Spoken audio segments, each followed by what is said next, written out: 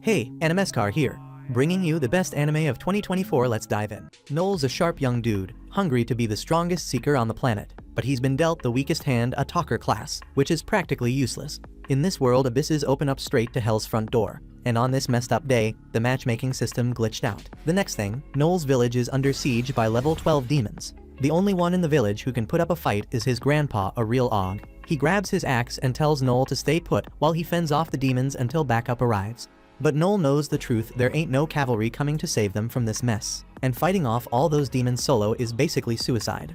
He doubts his grandpa's got it in him, but the old man promises he's got it handled. He's taken down a level 13 demon before, and people didn't call him Overdeath for nothing. Grandpa heads out and puts up a good fight, taking down a bunch of demons, but in the end, he gets worked so bad that his legs might as well be in another zip code.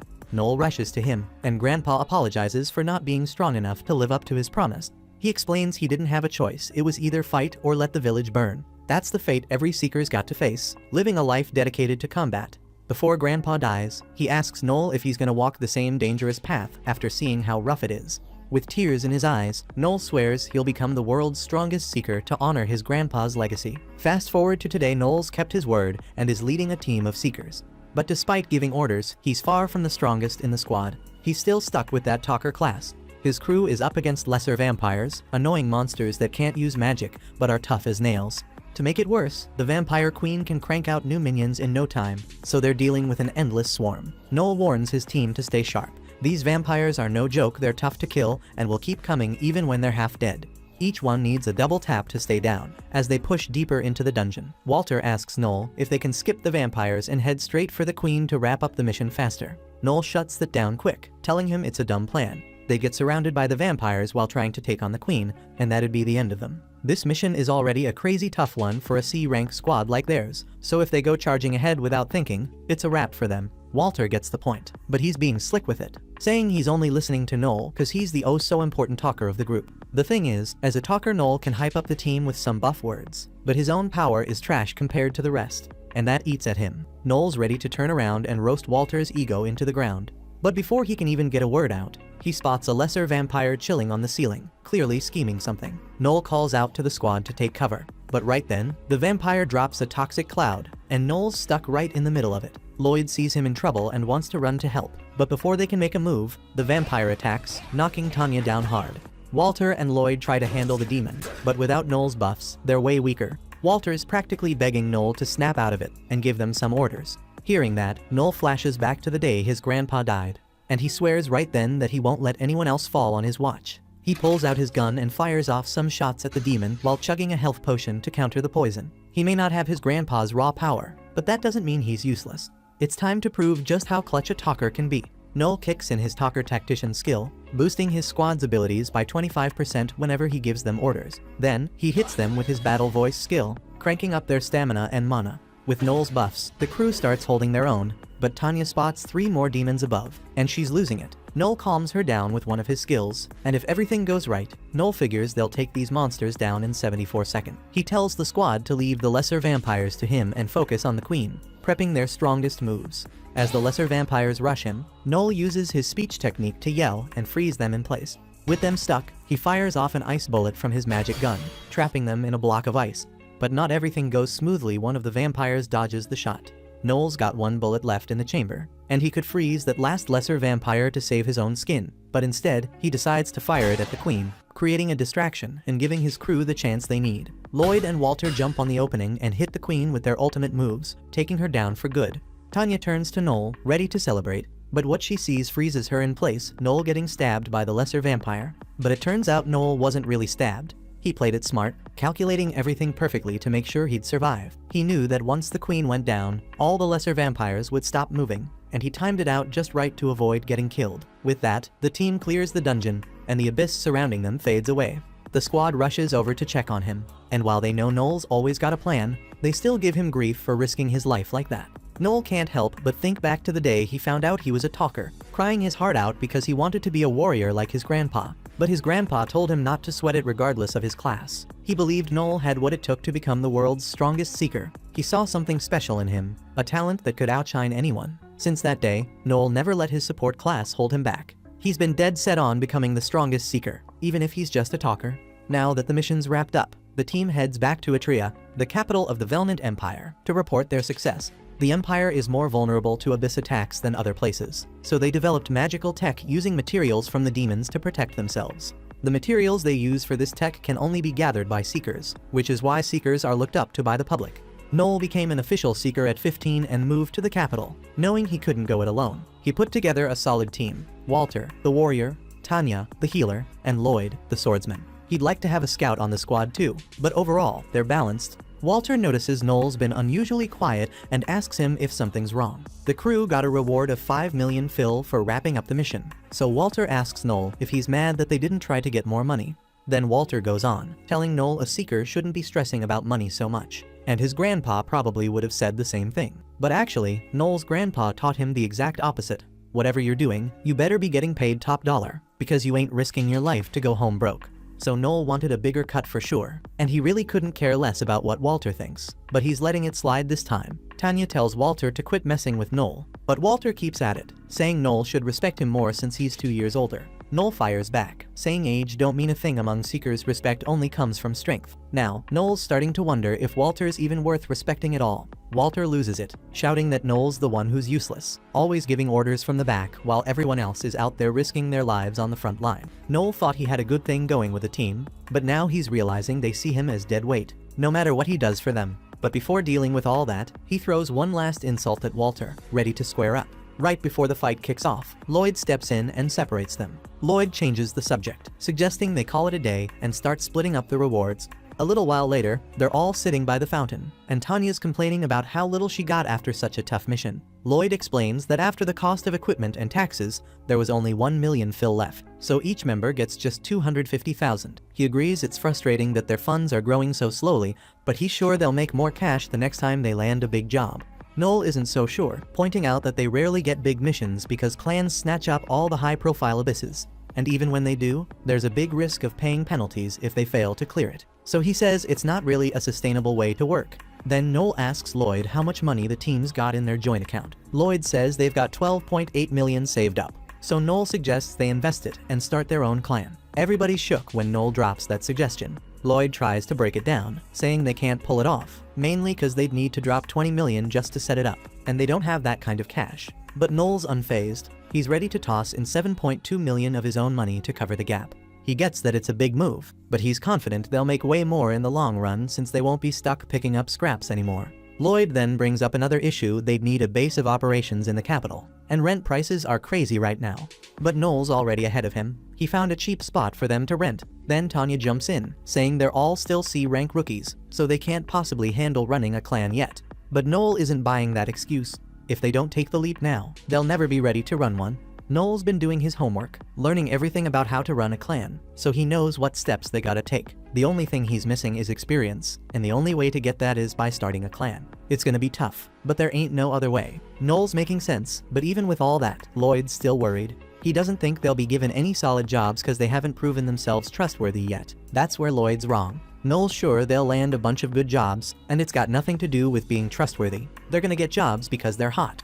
This country is always looking for more seekers, and a top-tier seeker is seen as both a hero and a star, so the country will naturally show them love just for looking good. Tanya's not feeling it. She thinks that's basically selling themselves. But Walter, he's already sold on the idea. He's tired of the average life they've been living and wants to taste some fame and fortune. Tanya can't change his mind on that. So now Walter and Noel are on the same page, and Noel turns to Lloyd for his take as the leader. If Lloyd says no, Noel's ready to bounce. He'll take his share of the savings and start a clan with somebody else, because he's got a dream of becoming the strongest seeker, and nothing's gonna stop him. Lloyd gets this serious, dark look on his face. He knows he's got no choice but to agree with Noel's plan, and suggests they wait a couple of days to talk about the details of starting the clan. Walter is cool with that, and Noel's feeling good about getting both Tanya and Lloyd to go along with his idea, so he heads out to rest for the night. But later that day, Walter comes running to Noel panicked. He's got bad news: Lloyd and Tanya have betrayed them and disappeared with all the money. After Noel reads the letter, he gets the full picture.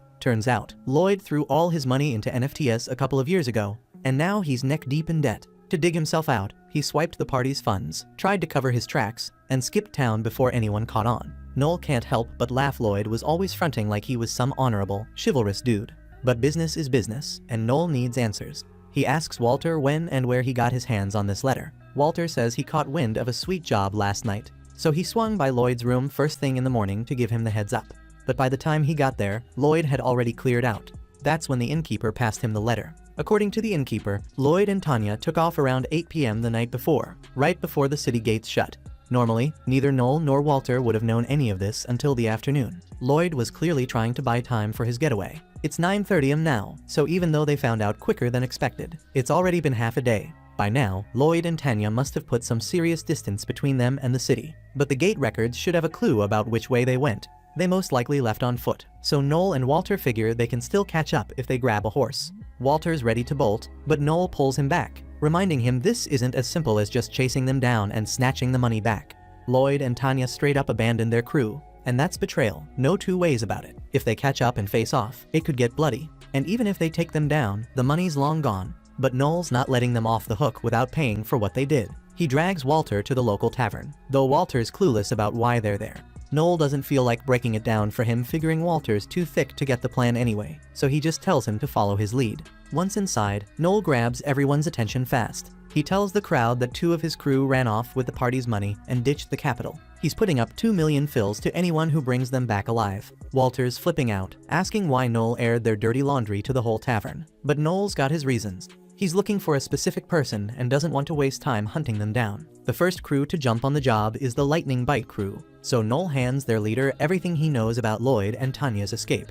Not long after, several more crews sign up to take the mission, but Noel still hasn't tracked down the person he's been searching for. Out of nowhere, this sketchy old man comes up to him about the job offer. Something about this guy tells Noel he's got the info he's been waiting on. They step outside to talk, and the man spills that he saw a couple leaving town yesterday who fit Noel's description perfectly. He even knows where they're headed. The catch is, the man's crew isn't strong enough to take down Lloyd and Tanya on their own. Noel offers to join forces, but says he's only paying the man 1 million for his trouble, not the full 2 million. The old man tries to haggle, but Noel knows the guy's too broke to say no to that million. Eventually, the man gives in and agrees to the deal. Noel tells him to gather his crew and meet him at the south gate. Then, he tells Walter to wait for him there too, because he's got some business to take care of first. A little later, Noel wraps up what he needs to do and heads to the gate, where everyone's waiting. Walter pulls him aside, there's something he's gotta know.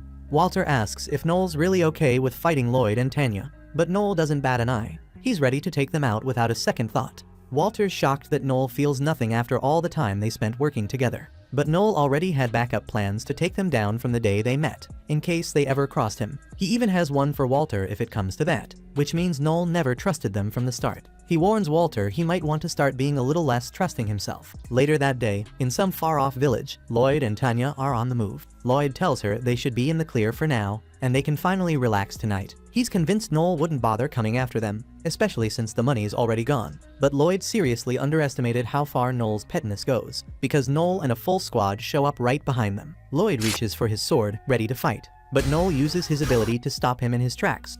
Both he and Tanya freeze in place, totally stunned. With nowhere left to run, Walter starts yelling at Lloyd for betraying the crew. Noel says he's got a question for Lloyd. He knows the party's savings are long gone, but the cash they got from the vampire hunt should still be around. Lloyd denies it, swearing he used up that money too. So Noel asks Lloyd if he blew the money on another busted NFT scheme, but Lloyd fesses up that he used it to pay off his debts. The way Lloyd responds tells Noel everything he needs to know. Lloyd's just an old gambler at heart. Noel figures Lloyd must have gotten in deep with some nasty debt collectors, but he wants to hear Lloyd admit it. But before Lloyd say a word, Walter cuts him off, screaming about how he gambled away all the money they busted their backs to save. Lloyd drops the act, saying he's the real victim here. He didn't want to mess with the party's cash, but gambling was too fun to resist. Besides, they dumped the responsibility of leading the crew on him, so it's their fault too. Noel's heard enough BS at this point. He boots Lloyd in the face and starts stomping on him, furious that he had the nerve to throw out such weak excuses.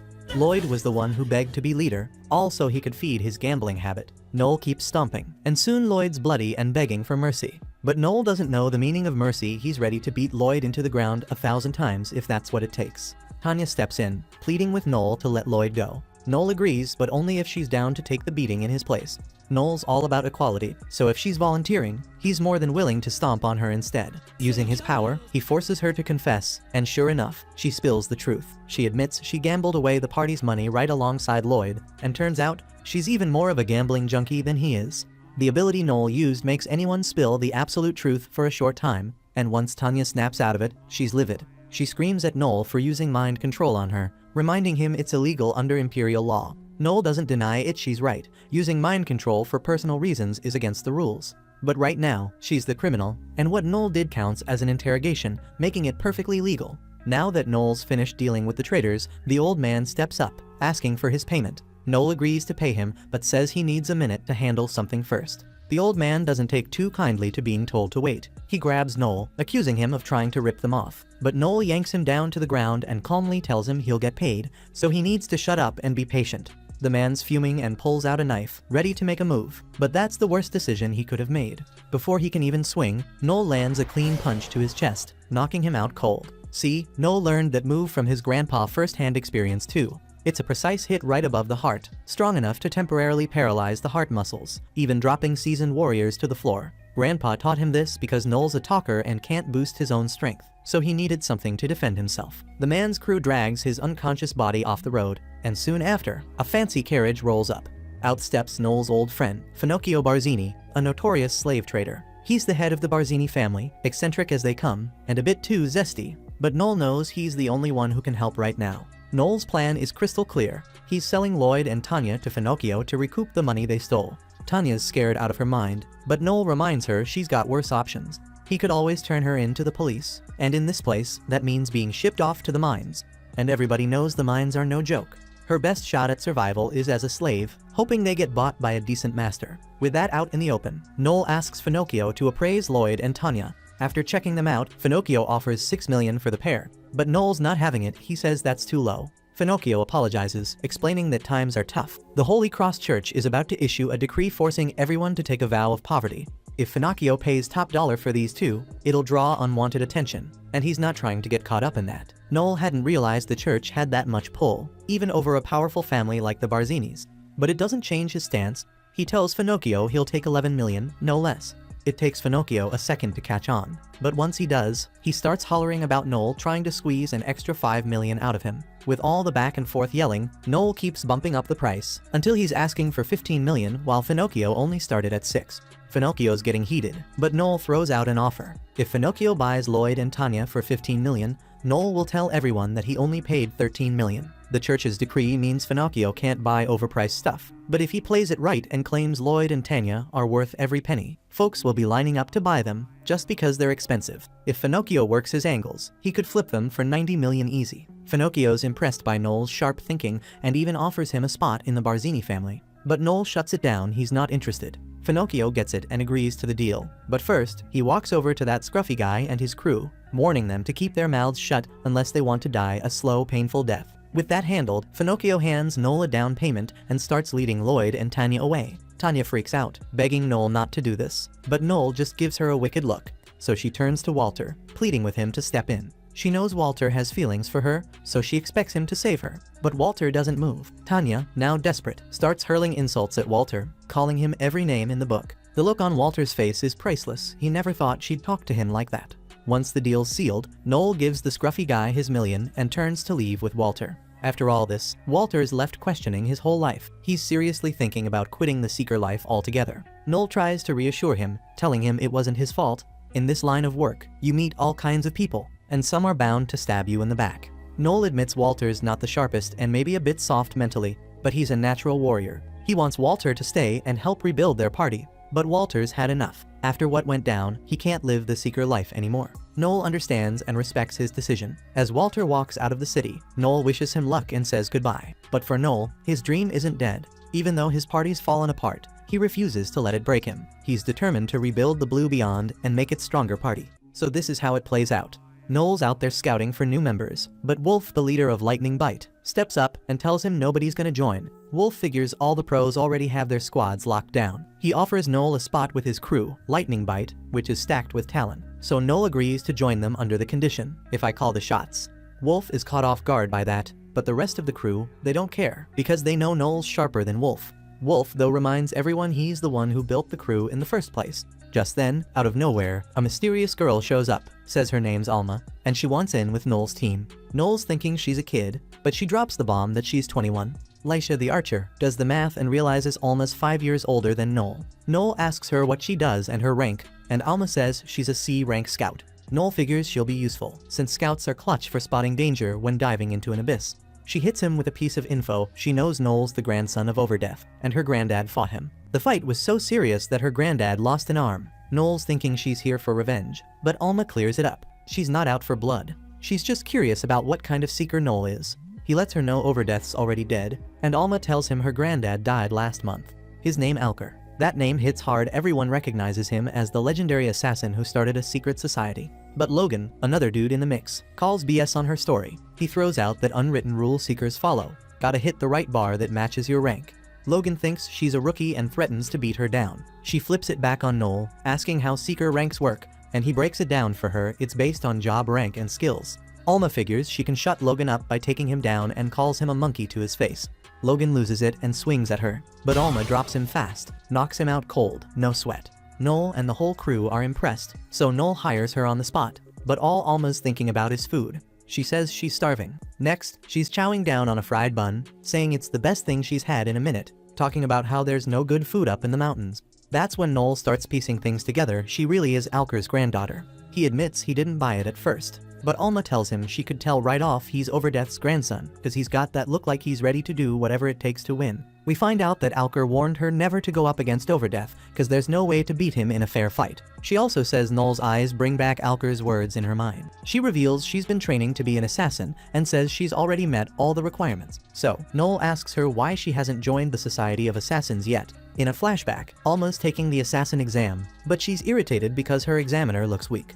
He goes after her, but she knocks him down, threatening to kill him because Alker told her only the strong should survive. He starts begging for his life, saying that rule's outdated, but she doesn't care and tries to finish him off. Then a man named Simon steps in, telling her he's the new head of the society, and that what she's doing goes against their rules. Back in the present, Alma explains they didn't let her in. They recognized her skills, but said she wasn't a good fit since they're changing things up. They don't need assassins who stick to the old ways. She mentions that they're planning to work for the crown now, focusing more on espionage than contract killings. That's when Noel realizes she's just handed him sensitive info, and he worries they might kill him to keep him quiet. But she reassures him, saying not to stress if it comes to that. She's got his back. A bit later, they're walking through the woods, and Noel starts telling Alma about his class. He explains he's got buffs that can change the outcome of a fight, but if he uses them at the wrong time, his whole team could get wiped out. He needs to read the battlefield before using his skills.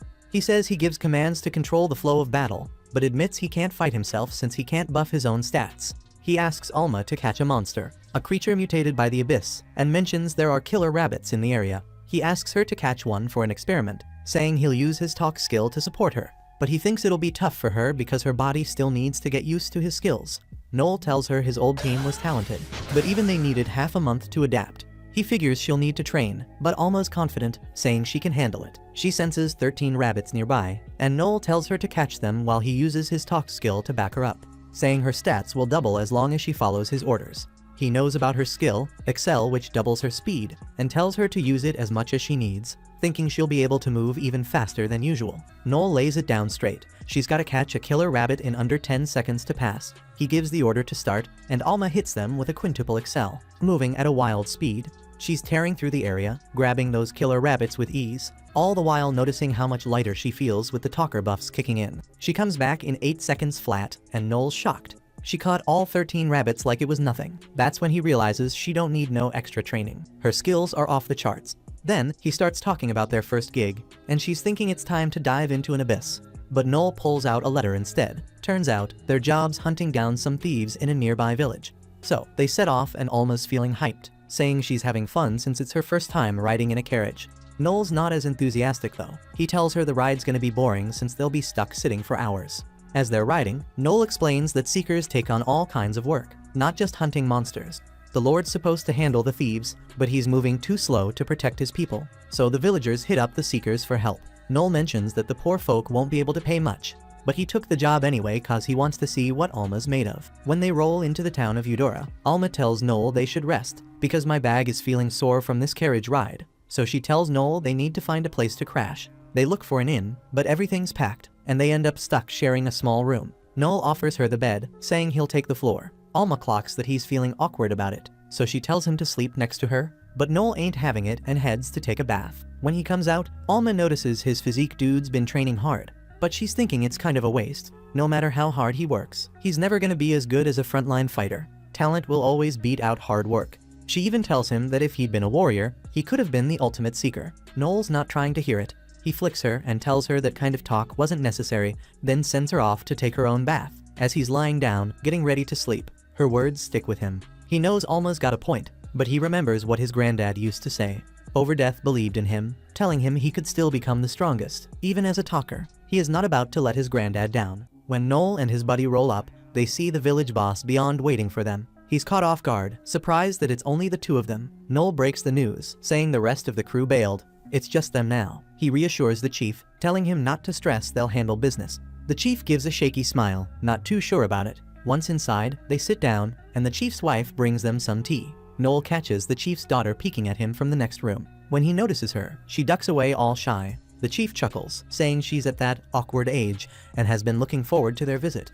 Noel figures she's probably bummed their good-looking leader didn't show up, but it turns out she's got her eye on Noel instead. Switching the topic, Noel asks if the band of thieves is about 20 deep, and the chief says yes, that's about right. The chief also adds that the thieves hit up a nearby town, leaving a trail of bodies. Not only did they rob the place, but they snatched up the women too. Noel asks if the chief knows where these bandits are hiding out. The chief points east, mentioning a rocky clearing in the forest. With that info, Noel decides it's time to talk money. He brings up payment, asking for $200,000 upfront and $300,000 when the job's done. The chief agrees without a fuss and hands over the advance right away. Noel locks in the payment, a little surprised the chief didn't even try to haggle. But it dawns on him that the village probably scraped together all they had. They're hurting. Noel then heads out, saying he'll be back when the job's wrapped. The scene shifts to Noel and Alma walking in the forest. Alma says the chief couldn't keep his eyes off her chest and calls him a nasty creep for doing that in front of his wife and daughter. As they're leaving, the chief's daughter runs up, asking if they're really gonna take out the thieves. Noel tells her not to sweat it, they'll knock this out quick. She wishes him luck and says she'll be cheering for him. Then she pulls out a bamboo dragonfly, asking if he remembers it. Noel flashes back, recalling he was the one who showed her how to make those. She proudly tells him that hers fly higher than the other kids, but this one, it's the same one he gave her. She says she's been holding on to it since then, and it's her most valuable thing. Noel thinks that's sweet, and she tells him to come back soon because her and her mom are gonna whip up something tasty for them. Then, she heads off. Alma, teasing Noel, says he's got the little girl wrapped around his finger. Noel snaps back, telling her to shut it, calling her a big-boobed bimbo, which Alma doesn't appreciate one bit. Next, it cuts to them sneaking up on the thieves' hideout at night. Turns out, the gang is way bigger than 20. Noel's thinking there's no way this many guys are just some regular small-time crooks. He spots the boss and realizes it's Gordo, the razor blade. Alma's clueless, so Noel fills her in Gordo's got a 2 million bounty on his head, and Noel's shocked he's still kicking. Noel tells Alma that Gordo's a B-rank bandit, part of the scout class, and asks if she can take him down. Alma says she can, but only if she fights him one-on-one. Noel gets it and tells her to leave the rest of the crew to him. She's surprised, reminding him that if he gets too close, the enemy will spot him. Alma explains she can stay hidden, but Noel can't. He tells her not to worry, he's got a plan. After he runs her through it, Alma sneaks into the camp using her stealth ability. Noel uses his link skill to stay in touch with her, and once she's in position, he lets out a howl, stunning all the bandits except for the leader. Noel orders Alma to finish Gordo, and she uses her quintuple excel to take him out in one strike. The howl wears off, but the bandits are left in chaos.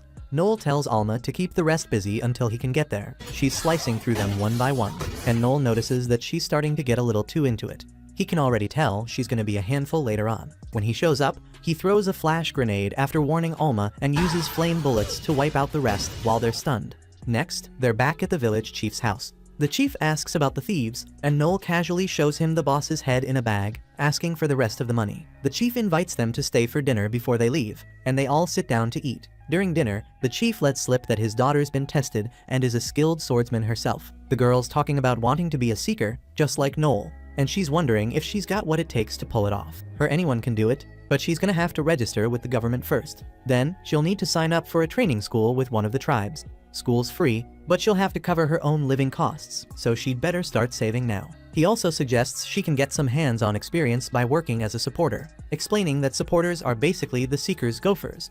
It's not super common, but it's a way to see how the pros handle things up close. The girl gets hyped and asks if she can join Blue Beyond when she becomes a strong seeker. Noel promises that if she turns into a real-deal seeker, and if he's still someone she looks up to by then, she's got a spot. Hearing that, she lights up and the village chief and his wife bring out some wine. The chief tells them to enjoy it, saying the bottle cost him 100,000 and he's been saving it for something special. Noel takes a sniff and can tell it's high-quality stuff, but he plays it cool, saying he's just a guest and can't be the one to take the first sip. He offers the chief the honor, but the chief tries to back out, saying he doesn't drink. Noel's eyebrows raise. Why would a dude spend 100,000 on wine when he doesn't even drink? Noel then drops a bombshell, telling the chief to go ahead and take a sip of this poisoned wine. The chief flinches, quickly denying that he poisoned the wine, claiming he has no reason to do that. Noel challenges him, saying if they were dead, the chief could snatch their money and gear without ever having to pay up. The chief, nervous now, asks Noel what makes him think that, and Noel lays it out. First one, he says, a man who lies about how many bandits there are to try and save on the reward wouldn't break out wine that costs 100,000. Second, Noel noticed right away that the smell of the wine isn't what it should be. It's cheap stuff that's been sitting open for too long and is starting to go bad. And third, Noel points out that he's felt the chief's bloodlust ever since he pulled out that bottle. Alma jumps in, adding that they're not falling for his bad acting, and tells the chief that scouts like her have a tolerance to poison, so even if she drank it, it wouldn't have done a thing. The chief, still holding on to his lie, says they have no proof. Noel doesn't miss a beat, telling him to prove it by drinking the wine himself. The chief snaps and throws the wine aside, telling Noel to shut up and saying he doesn't have to listen to him. But Noel's not letting it slide. He hits the chief with his confess skill, and the truth comes pouring out. The chief did poison the wine. His daughter, standing there, is crushed hearing this. Without missing a beat, Noel gouges out one of the chief's eyes right in front of his daughter, cold as ice, telling him he's not done. He warns the chief he's coming for the other eye next, and after that, the rest of his body. The chief, terrified, begs for forgiveness, promising to pay the 300,000 he owes. But Noel's not satisfied. He tells him that's not nearly enough, not after trying to take him out. Noel demands every last coin in the house. The chief, desperate, pleads that he can't because he's drowning in debt. Noel doesn't care and moves to finish him, but just as he's about to, the chief's daughter rushes inside. The chief blurts out that he's borrowed from the Gambino family, the mafia, and if he misses his payment, they'll kill him. Noel shrugs it off like it's not his problem and goes to strike, but the daughter comes back with all the coins they have in the house, totaling 820,000. She begs Noel to spare her father. The chief yells at her not to give Noel the money, warning her that the Gambinos will kill them both, but she ignores him, handing the coins over to Noel, who takes them and walks out. As he leaves, the daughter yells that she hates seekers. Out in the forest, Alma checks on Noel, asking if he's alright. He brushes it off, saying he's fine. Alma presses, saying he must feel something after crushing the heart of a girl who looked up to him like that. Noel says he's not worried about letting people down. Alma, teasing again, says he can always lean on his big sister when things get tough. But Noel's not feeling that idea at all. Then, they spot a flying airship in the distance. Noel realizes it belongs to the Goat Dinner clan, part of the 3-star regalia. Alma's confused, asking what regalia means. Noel explains it's a title given to clans recognized by the Empire. There are 7 regalia clans in total, but they aren't on the same level. The hierarchy depends on their strength and achievements. At the bottom are 4 3-star regalia, then 2 2-star regalia, and at the top, a single 1-star regalia. One perk of being a regalia is having the right to own an airship, and Alma figures the ship must be loaded with strong people. Noel agrees, saying they aren't just strong, they're elite in wealth, experience, and bravery. Noel then drops his plan, telling Alma he's aiming to be part of the regalia within a year. Hearing that takes Alma back too when she took the test to join the Society of Assassins. After it was over, she asked the leader if she passed, and he told her she did in terms of combat skills. But Alma was confused what else was there. That's when the leader hit her with a question. Was she the one who killed Alker, the previous head of the society? Alma didn't even flinch. She admitted that she did, saying that even the so-called god of assassins was a sitting duck when he got too old. When the leader asked her why she did it, she wondered what the point was in even asking. He shrugged, saying it was just for curiosity. Then, he dropped another bombshell. He knew Alma wasn't Alker's granddaughter like she claimed she was his daughter. Alma confirmed it, saying she was just one of many kids born from women Alker had kidnapped from some random village. She remembered being forced to fight kids her own age growing up, and explained that Alker wasn't looking for a family, he wanted an equal. Alker was obsessed with being reborn as something invincible, unable to accept that he lost his fight against death. Her siblings all fell victim to his twisted dream, but Alma was the only one who survived, becoming his greatest success. But Simon, the leader, told her that despite her strength, she wasn't fit to be part of the society. When Alma demanded to know why, Simon explained that the society was changing. They were about to become a government agency, and while they would still kill, it wouldn't be their main purpose anymore. It was about securing their future, not making murder their end goal like in the old days. Alma was furious. She had spent 21 years of her life training to be a killer, and now Simon was telling her she wasn't needed anymore. She'd never had fun, never fallen in love, all because of that training, and now it seemed like it was all for nothing. She demanded to know what her last 21 years even meant, and if they were going to throw her away like that, they better give her life back. Simon told her she'd have to figure it out on her own, but he did mention something that might interest her. Overdeath's grandson was out there, working as a seeker with one of the tribes. Alma asked if he was strong, and Simon confirmed it, but with a twist his class was Talker, the weakest class of all. Still, he told her to go check him out if she wanted. Back in the present, Alma hugs Noel tight and tells him she'll always fight by his side, no matter what. The scene jumps to this guy knocking out a security guard. He uses his powers to shape-shift into the guard, then heads over to the guard's post. He leans over to the other guard on duty, asking if the death row inmate's in that cell. The guard says he's in there, but mentions the guy's quiet, real calm, doesn't even let folks know he's around. Turns out, this prisoner's the same killer who had folks shaking in their boots. His name is Hugo Capelia, the puppeteer. Meanwhile, it cuts to Noel out early in the morning, running with some weight. He explains how it's his daily drill, doing 2 laps around the castle walls, no matter how tired he is. As he runs, he remembers the grueling training from his granddad, the day he told Noel he was going to be a seeker.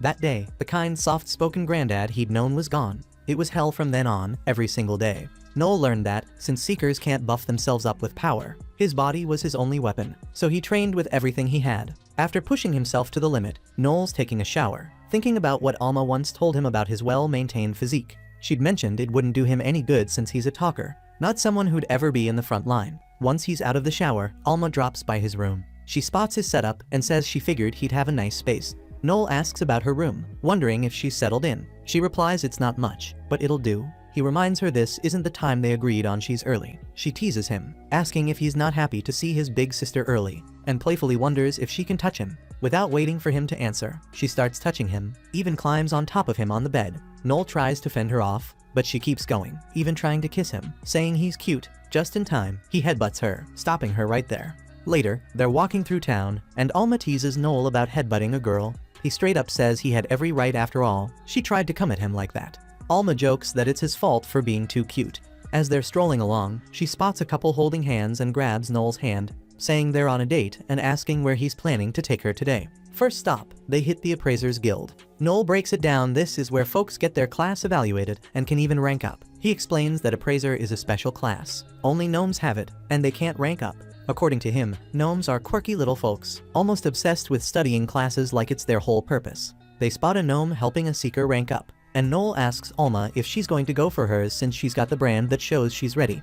Turns out, when someone's set to rank up, a mark shows up on their body, usually on the back of the hand or chest. Alma teases Noel, saying it'd be cute if he had his mark on his behind, and he snaps back, telling her to knock it off. Then he asks if she's planning to go the assassin route. She says she hasn't figured it out yet and asks his advice. He's got nothing concrete to say but mentions that an assassin could be handy for them, though they'd have to think about skills overlapping with any new folks they bring in. Alma's surprised to hear him talk about more recruits, and he confirms that he's definitely bringing at least one more person on board. They're not diving into the abyss alone. He tells Alma to hold off on ranking up for now and that today they'll just check out her options. After the guild, Alma's munching on some buns and asks where they're headed next. Noel says they should drop by the smithy he uses since as seekers, they have to keep their weapons in shape. At the smithy, the dwarf working there pervs out as soon as he notices the giant watermelon of Alma. Their last stop is a skill bookstore, and Noel explains that it's a place specializing in skill guides. He asks the shop owner for some good skills for a C-rank scout, and she gets him what he's looking for. As he's about to leave, Alma stops him, asking if he's not going to browse. He lets her know skill guides are sorted by class, so he's got to hit up another shop to find his. Noel tells her they should link up later, and before heading out, he mentions her budget is $1 million. He tells her to go easy on the cash, and she nods. But later, when they meet back up, turns out she's picked up this huge teddy bear. Noel's stunned, like he can't believe she went and spent money after he told her not to waste it. She tells him she didn't waste a thing, and shows him this armor-piercing skill she bought. It's a projectile move that chops a target's defense in half, and it ran her 800 grand. Then she laughs, saying she used the last 200k to buy herself this teddy. Says it's her new body pillow, a stand-in for Noel. She asks him if he picked up anything himself, and he says what he wanted was way out of his range. Turns out he wanted this exorcism skill that can take out undead in a snap, but it costs 30 million. Just then, he notices someone nearby and tells Alma he's got something to handle and will be right back. Alma doesn't seem too happy about that. The next thing, Noel's in a rough part of town, a slum area, meeting up with a guy named Loki. Noel asks why Loki called him to a place this messy, saying they could have talked anywhere. Loki shrugs and says he's on thin ice these days and doesn't want to be seen. He hands Noel a letter, saying it's got the info on the prisoner Noel was looking into. As Noel reads it, Loki asks if he's sure about bringing a killer, someone who had a whole town shaking in their boots, into his crew. But Noel's convinced Hugo got framed, which is why he's set on finding out the truth and proving the guy's innocent. Loki thinks Noel's off his rocker first. He's selling off his crew as slaves, and now he's trying to break a death row inmate free to add him to the team. Loki even jokes that Noel might be missing a few screws, but Noel just takes it as a compliment. He thanks Loki for the help, adding he wouldn't expect anything less from Faceless, the best informant in the capital. Loki's not moved by the flattery, telling Noel it won't help him, and shifts into different forms right there, explaining that he's an imitator, a class that can copy other people's looks. Loki mentions he can break into any facility he wants, and Noel points out that imitator is a class even appraisers can't fully wrap their heads around. He's not even sure if the face he's seeing right now is Loki's real one. Noel hands over the pay for the info. Before Loki leaves, he throws some bonus intel as a regular customer. Says there's this bad drug making rounds, giving people an unbeatable high, but it's got a nasty side effect. It makes folks super aggressive. That's got stabbings up all over the place. Noel figures some fool must be peddling that junk, thinking the Barzini won't come down on them. But Loki reveals the supplier is actually a subfamily of the Barzini. That makes Noel think about how this turf belongs to the Gambino family, under Albert Gambino's control right now. Loki adds that Albert's a real maniac, and meanwhile, we see Alma stewing, mad that Noel still hasn't come back. She's stress-eating, grumbling about how Noel just doesn't understand women. Lisha spots Alma there, and then we cut back to Noel, walking through the slum. He recalls how the Gambino family's old boss is dead now, with his son running things. Looking around their turf, he thinks it's a shame. Since the old boss was a stand-up guy, even Barzini had respect for him. He knows the old man would never have allowed a drug that dangerous to spread. As he's walking, Noel spots this beggar with unique features, figuring the guy's an immigrant. He feels sorry for him, thinking the poor guy's destined to die on the street, far from his homeland. Feeling bad, he drops a coin as he walks by, but the beggar picks it up, tries to give it back, thinking Noel dropped it by accident. He even tells Noel that this isn't a safe spot for a girl like him, which ticks Noel off. Noel turns around and lets him know he's a man, not some girl. The beggar apologizes, and Noel says he doesn't want the coin back since it's been touched by his dirty hands. Noel tries to walk off, but the beggar chases after him. Noel kicks him down, warning him to keep his hands off. He tells the guy to know his place. Seeing Noel talk down to him, the beggar's reminded of someone else who treated him the same way, and it stirs up his anger. He says he's not into fighting, but he knows he has to stand up for himself, so he takes a fighting stance. When Noel sees how he's standing, he realizes this guy isn't just some beginner. The guy tells Noel he should apologize, but when Noel refuses, he comes at him. Noel dodges the hit, feeling a surge of anger from the attack. Then they start exchanging blows, with Noel clearly overpowering him. The guy notices some serious moves, and says, "Are you a ninja or something?" Noel shakes his head and explains that ninjas are a scout class from an island nation to the east, and he figures this guy must be from that place. Noel then reveals he's a talker, and the guy looks surprised to hear that. But since Noel is tough, he still decides to unleash his aura and says he's going to use his skills now. Noel thinks he might have hit the jackpot with him, so he takes a serious stance to test his abilities. Just as they're about to clash, a goofy-looking dude who's shorter than a dwarf shows up and asks Koga what he's doing when he told him to stay put. Meanwhile, Lisha realizes that Alma still hasn't decided on her class. Alma tells her about her 4 options: assassin, torturer, chaser, and bandit. She mentions she has a strong affinity for the assassin and chaser classes, and Lisha thinks it must be tough for her to decide if she wants to be on the front lines. Alma points out that her choice depends on her teammates too, and that's why they're putting it off for now. Lisha suggests that maybe Noel is out looking for new team members right now. Back in the slums, we see the short guy scolding Koga for his choices. He uses a ring on his hand to punish Koga. That's when Noel realizes Koga has made an oath of submission to this guy, and with that ring, the wearer can make someone obey him. Noel thinks about how using that item is illegal, but it's allowed if the person it's used on is a slave. Then the short guy asks Noel who he is, but he mistakenly thinks Noel is a girl, even though he's shorter than a baby pickle. This guy tries to get all creepy with Noel, but Noel just kicks him away. Then he pulls out his gun and asks where the guy's from. The guy says he's from Soldaland, but won't spill the beans on why he's here. Noel isn't having any of that and starts getting a bit threatening. The guy finally cracks and says he couldn't stay back home anymore because he was running an underground fighting ring for the Dalenbert family and got caught stealing from the Prophet. Noel puts 2 and 2 together and figures this guy came here looking for refuge, since the Gambino family is way bigger than the Dalenbert family, so they can't hunt him down here. Then Noel asks if Koga is his gladiator, and he finds out that he is.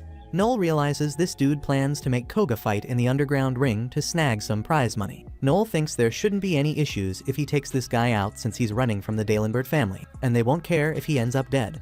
Plus, he figures Koga will be his once this guy is out of the picture, so he fires his gun, but we don't see where the bullet goes. Meanwhile, Lisha tells Alma that Noel's recruitment poster is still up in the town square, and someone might have hit him up about it. She thinks it's kind of lame to bail in the middle of a date, but she gets that it's just how Noel rolls. Lisha then mentions that Noel might be trying to charm a new potential member right now, and Alma isn't bothered by that, but she thinks she's good enough to be the only one Noel will ever need, and if anyone else shows up, she'll take them out. Then, Noel gives him a warning shot, letting him off this time, but he's got 10 seconds to get out of here, or Noel's aim won't be off on the next round. The guy jumps up, scared out of his mind, and kicks Koga to get him moving too. Now, Noel would have respected Koga's strength, but the fact Koga hasn't taken out that little old man to break free shows he doesn't have the guts Noel's looking for in a teammate. A little later, Noel heads back to the cafe, and Lisha's there to greet him. He looks at her, figuring he didn't invite her here, so he says he's not covering her bill. Alma, ticked off, snaps back, saying Lisha's just here to keep her company since Noel left her hanging for ages. Noel gives in and agrees to cover them both this time. He sits down, and Lisha asks if he's had any luck finding solid teammates. She figures he's been out recruiting since he took forever to show up, but even though he was hoping to bring someone on board, he didn't find anyone who fit his standards. Right now, he's got something else to check out, so he asks if Lisha knows anything about this drug that's been going around. She's heard rumors but doesn't know much. Noel fills her in that it's got some intense rage side effects and is spreading unchecked, so he warns her to stay alert if she crosses paths with it. Lisha thanks him, surprised he's even giving her a heads up since he's not usually the type to show concern. Noel brushes it off, saying he's just passing info along because he gets along with her crew, so she thanks him again and heads out, saying she needs to get back to her party. Before she goes, she invites Alma to tag along with her to this sweet shop she knows not as a teammate, but as a friend. Alma's all for it, but Noel's got zero interest in becoming besties with Lisha, so he tells her to hurry up and get going. After she leaves, Noel starts mulling over the mess with that wild drug. If even Lisha's hearing talk about it, it must have spread beyond the capital, and Noel's betting it'll blow up into an even bigger issue than it already is. Meanwhile, that little dude Miguel just got snatched up by Albert Gambino. Normally, Albert wouldn't bother with Miguel, but the Dalenbert family's thirsty for revenge over Miguel's troublemaking, so they called on the Gambino family for backup. Miguel's in full panic mode, because not only did he get caught, but he got caught by Albert, a certified psychopath. Albert's the type to keep a glass case full of skulls from people he's crossed. Albert tells Miguel it'd be too boring to hand him over to the Dalenbert family. Trying to save himself, Miguel starts buttering Albert up, saying a guy as legendary as him shouldn't waste his time on something as dull as handing him over for a bounty. But his pants kissing blows up in his face, because Albert says he's got something real fun in mind. And to him, fun means skinning Miguel alive and turning him into a doll. Miguel freaks, asking if Albert's kidding, but Albert's stone cold serious about it and plans on doing the same to Miguel's slave Koga. Koga hears all this about getting skinned alive, but he couldn't care less. He gave up on himself a long time ago, so he's fine with his miserable life ending, even if it means being skinned. Right before Albert can break out the skinning tools, one of his debt collectors walks in, bringing along someone who's missed a payment. Turns out, it's the chief of a men's village. The chief goes on this big rant, explaining how he scraped together the money to pay Albert back. But this ruthless seeker named Noel came out of nowhere and stole every last coin. He even says Noel went as far as calling Albert Gambino Edward Scissorhands, which sets Albert off. Albert's livid about the disrespect and swears he'll make Noel pay for it. But he decides to give the chief more time to pay him back since he was honest about what happened. Still, that doesn't mean he's getting off easy for missing the payment. Albert thinks for a second and says he'll be taking the chief's right arm as payment for being late. Hearing this, the chief is frozen in terror. Albert wastes no time and orders Koga to do the dismembering for him. Seeing that Koga's got skills with a long sword, he figures it'll be simple even if he's only got a stick to work with. Koga's frozen for a second, but Miguel starts shouting at him to follow Albert's orders, so Koga gets up, ready to go through with it. But right before he does, Albert tells him to hold up because he wants to set the mood first. Albert grabs a purple drug crystal and chomps down on it, getting himself high, because to him, violence hits different when he's out of his mind. Now that he's seeing colors and hearing sounds, he gives Koga the green light to chop off the chief's hand. The chief's in denial, saying no way Koga can cut off his hand with just a stick. But before he can even finish, Koga moves, and a second later, the chief's hand is lying on the ground. The chief's howling in pain, and Albert's absolutely thrilled by it. Miguel tries to work this to his advantage and offers to hand Koga over to Albert, hoping to get on his good side. And it seems to work because Albert accepts and takes Koga as his own. Now that Koga officially belongs to Albert, he's taken to another room to change out of his rags, and this is where we get a glimpse of his tragic backstory. Koga's dad was a wealthy businessman, and his mom was known as one of the most beautiful women around. They seemed to have it all, a happy life, blessed beyond measure. But then one day, out of nowhere, Koga's dad got jumped and knocked out cold, while his mom was dragged away and suffered horrors nobody should ever go through. By the time Koga's dad came to, he rushed to save her, but the damage was already done. 9 months later, Koga was born, and while his mom did her best to take care of him, Koga's dad couldn't look at him without bitterness.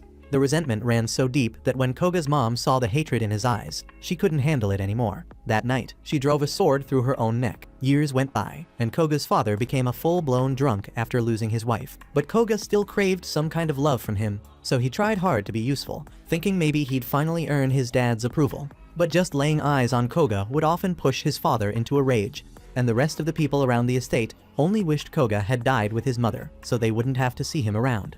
Growing up in that house, Koga was constantly mocked, hated, and unwanted by everyone, and it tore down his self-worth. Then, one morning, he woke up on a boat with no explanation. It didn't take him long to realize his family had sold him off as a slave to get rid of him for good. That's where he first met Miguel, and the first thing Miguel did was throw him into an illegal fighting ring. Once Koga started dominating his opponents, Miguel was hyped, cheering him on like he was some kind of prized fighter. This was the first time Koga ever heard a good word about himself, and it hit him so hard he broke down in tears. But soon enough, he caught on Miguel didn't care about him at all. All Miguel saw was the cash flowing in from Koga's fights. Back to the present, Koga suited up and ready to head out on his first mission under Albert's command. Meanwhile, later that night, Noel makes his way to an abandoned church to meet with Loki, who said he's got important info to share. Noel has been decent to Loki, so Loki gives him a heads up the Gambino family's gunning for Noel now. Loki fills him in, explaining that the chief of the men's village lied to Albert, saying Noel disrespected him, and Albert bought the story. Now, Albert's sending an assassin to take Noel out. Noel thinks it's wild that Albert would order a hit based on such flimsy proof, but Albert's basically a madman. A normal person would never get his logic. Noel wonders how someone like Albert even ended up as the head of the Gambino family, and the answer is nepotism. The old head of the Gambino family only had one son, so even though Albert was already a mess, he inherited the position without ever earning it. Right then, Noel hears armor clanking against the ground. It means someone's coming, and it hits him that Loki must have sold him out to the Gambino family. Loki apologizes, saying he had no choice. If he didn't go along with this, the Gambino family would have taken him out. In the worst case, he figures he can just skip town, move to another country to get away from them. Noel nods, saying that might be a decent escape plan, but there's one big flaw: nothing's stopping Noel from shooting him right here and now. Noel's disappointed though, since he liked having Loki around. But surprisingly, Loki doesn't even try to run, totally accepting the idea that Noel might shoot him. Noel's thrown off by that, so he asks why Loki's giving up his life so easily. Loki explains that he's realized he didn't just betray Noel, he also betrayed his own pride as an informant, and he's got to pay for that. Noel sees Loki's serious about taking the hit, so just this once, he decides to forgive him. Then he tells Loki he doesn't need to flee the country to get away from the Gambinos because Noel plans to destroy that whole family himself. Loki's stunned for a second, then breaks out laughing because Noel forgiving anyone is so out of character. Grateful for the second chance, Loki promises to make it up to Noel someday. But right now, he's no help in a fight, so he takes off. After Loki's gone, Noel turns to face his attacker, drinking a battle potion to get ready for what's coming. The potion ramps up his physical abilities like crazy, but it only lasts for 10 minutes, and it'll leave him worn out afterward. When his attacker steps out of the shadows, Noel's shocked to see it's Koga, and Koga's just as surprised to realize the target he's been sent to kill is Noel stolen. Noel gives him a nod, saying it's impressive he's made it to assassin status with the Gambino family. It's a big step up from being a street brawler. So no interruptions. This time Noel's all about picking up where they left off. He points his gun right at Koga, but Koga's not jumping to pull his swords out. Truth is, he doesn't really want to fight Noel since he still owes him for that silver coin. But that doesn't mean he's about to ignore orders from his master, so he's got to step up. As a warrior with pride, Koga gives himself a proper intro, calling himself Koga, the slicing swordsman of the Wong clan, and throws down a challenge to Noel. Noel's thinking Koga's kinda dumb for revealing his gig like that, but he respects the pride, so he goes ahead and announces himself too. Then it's on. Noel fires off a shot at Koga, but Koga's quick, dodging it and appearing right in front of Noel. Just before Koga can slice him up, Noel uses a wire to escape. Now that Koga's not all weak and hungry, he's got way more speed and precision than he did the last time they fought. But Noel's got a game plan to take him down. He shoots a fire bullet at Koga. Koga dodges, but he still gets caught in the flames, so Noel's thinking he's done some real damage. but Koga comes out untouched, slicing the air to create a barrier that protects him from the heat. Then he leaps up to go face to face with Noel, forcing Noel into close combat. Noel tries to go for a low blow, aiming for Koga's nuts. Koga jumps back, calling it a cheap shot, saying that's a low move. But Noel doesn't care, it's life or death out here, so he'll use whatever tricks it takes to get the win. Noel then pulls a flashbang from his jacket, blinding Koga, and tries to use the opening to land a death blow. But before he can pull it off, Koga hits him with his special move, unleashing a flurry of slashes. He drives Noel to the edge. Noel tries to throw Koga off with a stun howl, but Koga cuts through it clean, sending Noel crashing off the ledge heading straight for doom. Noel hits the ground hard, gets knocked out cold, and by the time he comes to, he's staring up at Koga, who's standing over him with his sword aimed right at Noel's head. Koga's got this smirk and says he's impressed, talking about how Noel put up a hell of a fight and how tough he is. But Noel ain't having it. He brushes off the praise and straight up asks Koga why he hasn't finished the job. Koga hesitates, looking unsure, because even though he was sent to take Noel out, after a fight like that he just can't bring himself to do it. Seeing Koga stuck like this sets Noel off. Noel starts shouting, grabs the blade and snaps at Koga, telling him he's got no room for mercy, especially not for an enemy. Noel makes it clear, if Koga doesn't kill him now, Albert sure as hell isn't going to let him walk away. But Koga still can't pull the trigger, and he's thrown off by how hard Noel's pushing for him to finish it, knowing full well it means his own death. Koga figures maybe Noel's worried about the people around him, trying to protect others. But then Noel throws him off again, saying it's too late now, he's blown his chance. Alma just showed up, and she's not letting anyone lay a finger on Noel's beautiful body. Turns out, before the fight kicked off, Noel used his link skill to hit Alma with a message about the situation. Now he's glad she's here, cause the battle potion he chugged just wore off, and he's completely wiped out. Alma doesn't need all the details to know what's up. Koga attacked Noel, and that's all she needs. She asks Noel if she can take Koga out, and Noel gives her the green light. Alma wastes no time and goes right at Koga, forcing him to block her strike with his swords. While he's holding her off, he pleads with her to back down, saying he really doesn't want to hurt a woman. Alma cracks up at that, calling him out since she's clearly got the upper hand. But Koga fires back, pointing out that she caught him off guard with a sneak attack and still couldn't land a kill shot. That sets Alma off. She sees it as a challenge and kicks on her acceleration skill, speeding up to blitz Koga and prove she's got him beat. But Koga's no slouch, he counters by turning on his sense enhancement skill, closing his eyes to focus, and reacting with pinpoint precision. While they're still going at it, Noel can't help but feel the weight of being a talker. It's a sharp reminder he'll never be able to throw down the way Alma or Koga can. But instead of breaking his spirit, it just fires him up even more. He's dead set on beating the best and becoming the best. Right now, Alma and Koga are neck and neck, neither one giving an inch.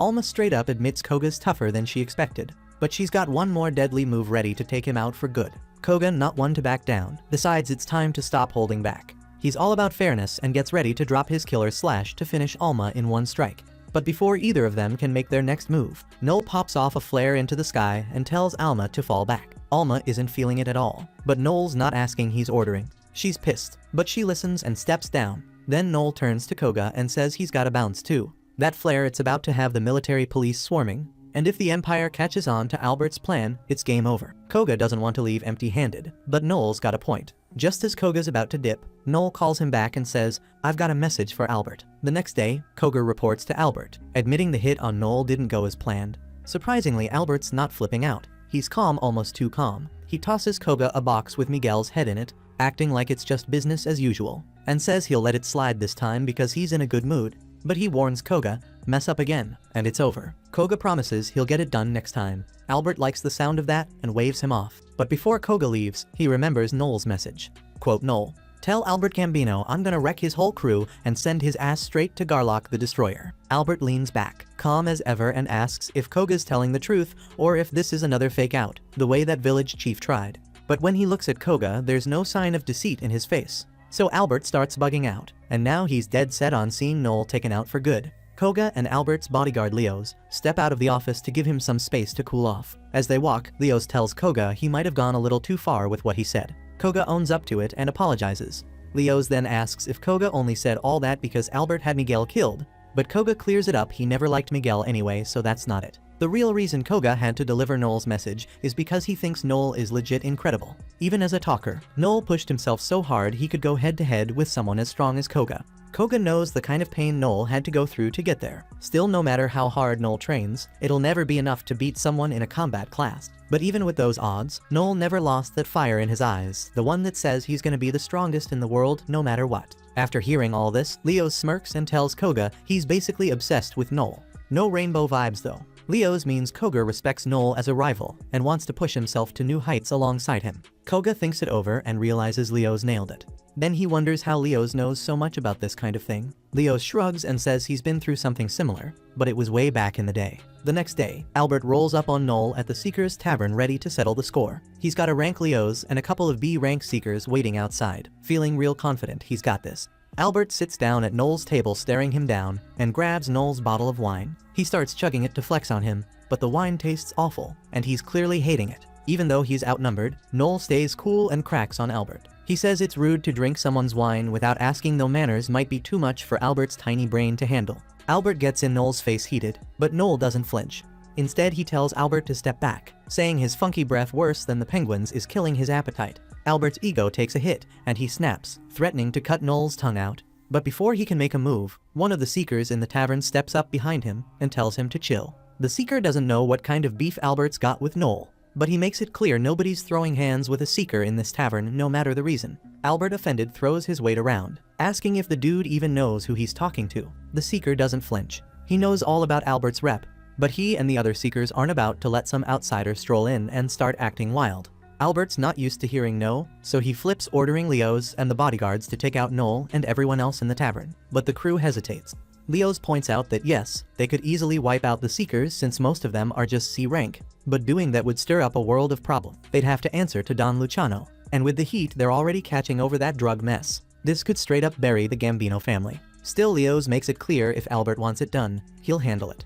Albert starts second-guessing, unsure what move to make. That's when Noel jumps in with more fire, calling Albert a spineless fool who can't even make a smart decision under pressure. Albert's face goes red with rage, but Noel keeps going, telling him he'd better calm down. All that anger, it's just gonna speed up the poison coursing through his veins. Hearing that, Albert freezes, confused. Noel drops the bomb he poisoned the wine Albert just chugged. Albert starts panicking, losing his cool, while Noel explains that the second he saw Albert walk in, he laced the bottle. Albert can't believe Noel would pull something so bold, especially when there was no guarantee he'd even drink it. But Noel shrugs it off, it was a simple play. If Albert didn't drink, no harm done. But since he did, game over. Albert starts gagging and trying to puke the poison out, but Noel shuts him down, saying it's already too late. That poison's deep in his bloodstream now, and there's no coming back from it.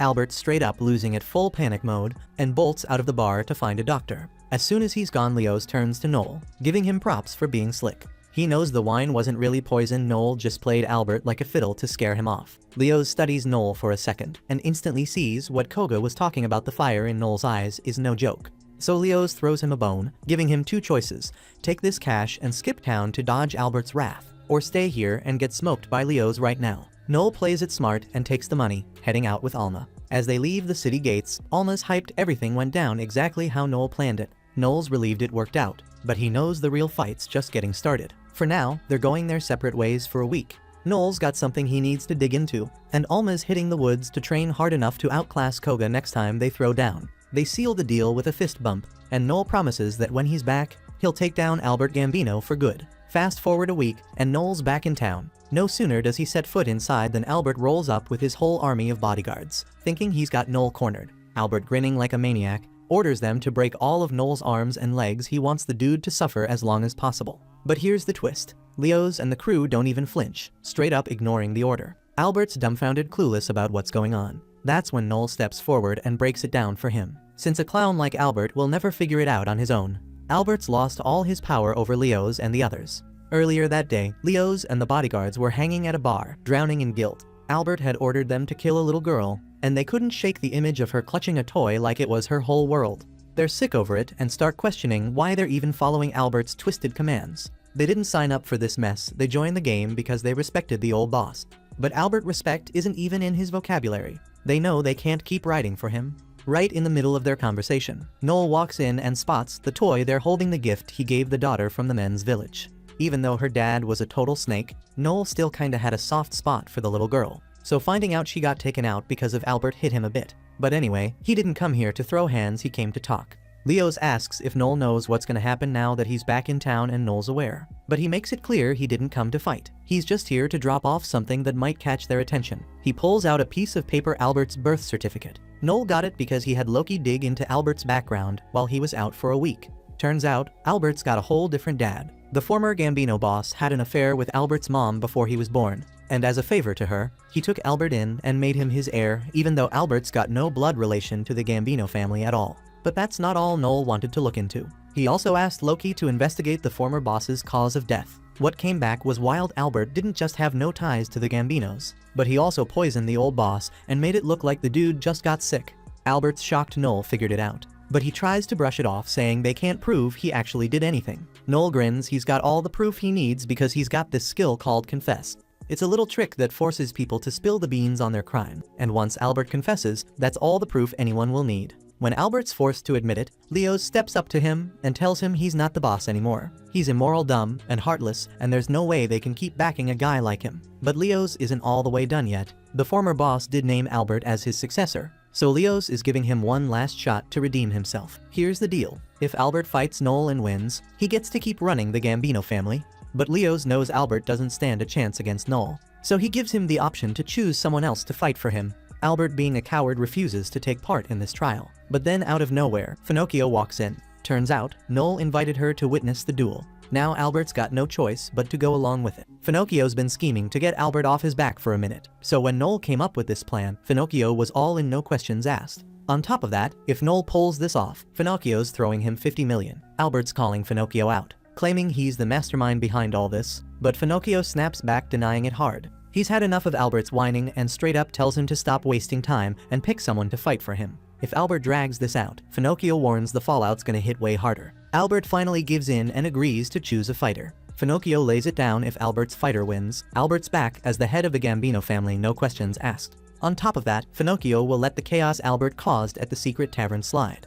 But Albert better move fast and make his choice or else. Albert takes a quick look around before turning to Koga, picking him to fight. Noel had this move pegged from the jump. Koga might not be the toughest in the room, but because of his oath to Albert, he can't go against him even if he wanted to. Meanwhile, Alma's itching for a rematch to show she's got more skill than Koga. But Noel steps in cocky as ever, saying he's got this covered. Alma tries to talk him out of it, knowing Koga's out of Noel's league, but Noel's too hyped. He tells her to sit back and watch him handle business. When Noel and Koga finally square up, Noel notices Koga's all fired up to fight, even though there's no prize for him if he wins. For Koga, the fight's enough. Plus, he figures if Noel's so confident, he must be packing some kind of trick, and Koga's ready to see what it is. The energy's electric as they charge at each other. Noel leaps into the air, pulling off a move with an ice bullet. Koga manages to counter it, but the blast leaves a massive ice wall around them, locking everyone else out from seeing what's happening. Inside, the fight gets intense. Noel's darting around, staying out of Koga's range, dodging his blade. But once Noel puts some space between them, Koga shifts into a stance that signals he's gearing up to unleash his super damn flash. That skill of Koga's cranks up his attack power 7 times over when he draws his sword. If Noel gets too close, he's risking getting sliced clean in half. But Noel ain't sweating it, he's already set things up to make sure he wins. Out of nowhere, Noel tosses his gun aside, claiming it's out of ammo. He says he'll finish the fight with the biggest dagger he's got. But first, he hits Koga with something unexpected. Can you do the thug shaker? Koga's caught off guard, straight confused, and asks what the hell Noel's talking about. Noel ain't serious, though it's all a setup to catch Koga slipping, and it works. Koga hesitates, thinking Noel's got some secret move waiting for him. That split second of doubt is all Noel needs. Koga finally makes a move, slashing at Noel's arm. But that's exactly what Noel wanted. While Koga's sword gets stuck, Noel pulls the blade out of his hands. Koga's stunned, he can't believe Noel would go that far to win. But Koga's not down yet. Losing his sword don't stop him. He shoves Noel back and makes a mad dash to grab the sword before it even touches the ground. Then Koga lets loose a slash so powerful, it blows the ice dome apart and sends Noel flying. Koga thinks it's over and dives in to finish the job, landing what he believes is a killing blow. But instead of cutting Noel, he slices into an ice bullet Noel had tucked in his pocket. The bullet's effects hit instantly, freezing Koga solid like he's been locked in a freezer. Turns out, everything Noel did was to set Koga up for this exact moment. And now that Koga's frozen like he's been inside a meat freezer, Noel leaps up and lands a kick that knocks him out cold. Koga's whole life flashes before him as he goes down. As a kid, nobody ever cared enough to have his back, so he never learned to stand up for himself. Then, as a gladiator, he was forced to fight just to survive. He hated every second of it, but those brutal battles made him strong, even how much power he gained deep inside. He stayed that scared little kid who could never fight for himself. All he's ever known is how to take orders. Noel gets named the winner, and as Koga's laid out on the ground, he can't help but wish he had the kind of strength Noel's got. Despite all the trash Noel talks, he's never let anyone stomp on his freedom or ideals, and Koga respects that. Koga ain't getting back up anytime soon, and with a fight settled, Albert's claim to being the Gambino family leader is officially over. Noel's work here is done, so he calls out to Finocchio, letting him know he's bouncing. He tells them they can handle Albert however they see fit. Before Noel heads out, Leo steps up to show love for his skills in the fight and thanks him for getting rid of Albert. Leo even says that if Noel ever needs a favor, he's got his back. But Noel shuts that down quick. He tells Leo he's done dealing with the Gambino family for good. After that, Noel and Alma head to a nearby building where Alma starts cleaning him up and tending to his wounds. She scolds him for being reckless in the fight, especially with that final kick to Koga's chest. She points out that if Koga had been ready for it, things could have gone south real quick. Noel shrugs it off, saying everything turned out fine, so she shouldn't stress over it. But Alma fires back, reminding him that fighting's her job, and his job is to lead, not dive into dangerous fights himself. Noel gives her a sincere apology and promises to chill out with the risk-taking. Alma softens a bit and tells him he can count on her to handle the combat when it's needed. Right then, Finocchio walks in grinning as he congratulates Noel on a job well done, but he's got something on his mind. Noel, always on point, asks if it's about his payment. He makes it clear he's not about to let anyone play him out of his 50 million. Finocchio laughs it off, saying he wouldn't dare shortchange Noel.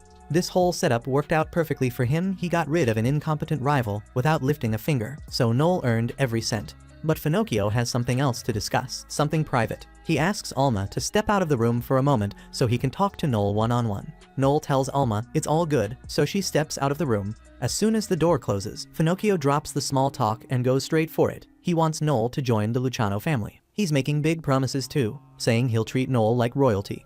If Noel's into it, Finocchio is even ready to hand him leadership of the Gambino family. Noel can't help but laugh at the idea and reminds Finocchio he's just 16. How's a kid like him supposed to run an entire family? But Finocchio waves that off, saying age doesn't mean a damn thing. The only thing that matters is that Noel's got the guts to pull it off. Noel agrees he's got what it takes but makes it clear he's already turned this offer down before. By now, Finocchio should know Noel's not about to work under anyone. Finocchio gives Noel one last shot to reconsider. Noel doesn't flinch, his answer is the same. That's when Finocchio's tone shifts. He informs Noel that his class isn't a rank punisher, which gives him access to a unique and deadly skill. Suddenly, Noel feels that something's seriously wrong. He looks up, and there it is. Finocchio is literally holding Noel's heart in his hand. Noel checks his chest, and sure enough, no heartbeat. Finocchio, all smug, starts explaining his judgment skill. This ability lets him rip out someone's heart without their consent if they refuse a request from him twice. Even though Noel's heart is out of his chest, he's still alive, thanks to the skill's spatial link. But here's the catch: if Finocchio steps more than 4 meters away or crushes the heart, it's game over for Noel. Finocchio tells Noel straight up he's too dangerous to leave unchecked. Sooner or later, Noel's gonna become a problem for the Luciano family. Noel asks if this means Finocchio's planning to take him out now before he can grow into a threat. Finocchio doesn't even deny it. But before making his move, Finocchio gives Noel one final shot. He asks him again to join the Luciano family. Noel bursts out laughing, defiant as ever, and says there's no way in hell he's ever gonna say yes. He gets up mad as hell, but Finocchio calmly tells him there's no point in trying to fight because Noel's heart isn't going back into his chest unless Finocchio decides to undo the skill. But Noel isn't about to back down. He keeps stepping closer, locking eyes with Finocchio, and declares that he will become the greatest seeker the world's ever seen, so great that the Luciano family won't even be able to touch him. With that kind of fire, Finocchio's not wrong when he says the best move might just be to kill Noel now. Noel dares him to do it, but throws in a reminder. If Finocchio kills him, he's admitting he's nothing but a coward. A guy too scared to face Noel once he's strong, so he'd rather take him out while he's weak. Whether Finocchio pulls the trigger or not, Noel makes one thing crystal clear: he bows to no one. And here's the kicker though: Finocchio is literally holding Noel's heart in his hand. Noel's got him by the throat with fear. Finocchio switches up real quick, laughing it off like he was only joking about killing him. He puts Noel's heart back in his bag, throws out a half-hearted apology for the misunderstanding, and turns to leave. But before he steps out, he looks back and says, "You better back up all that big talk, kid. If you're gonna make it to the top, you'd better mean it." With that, Finocchio's out.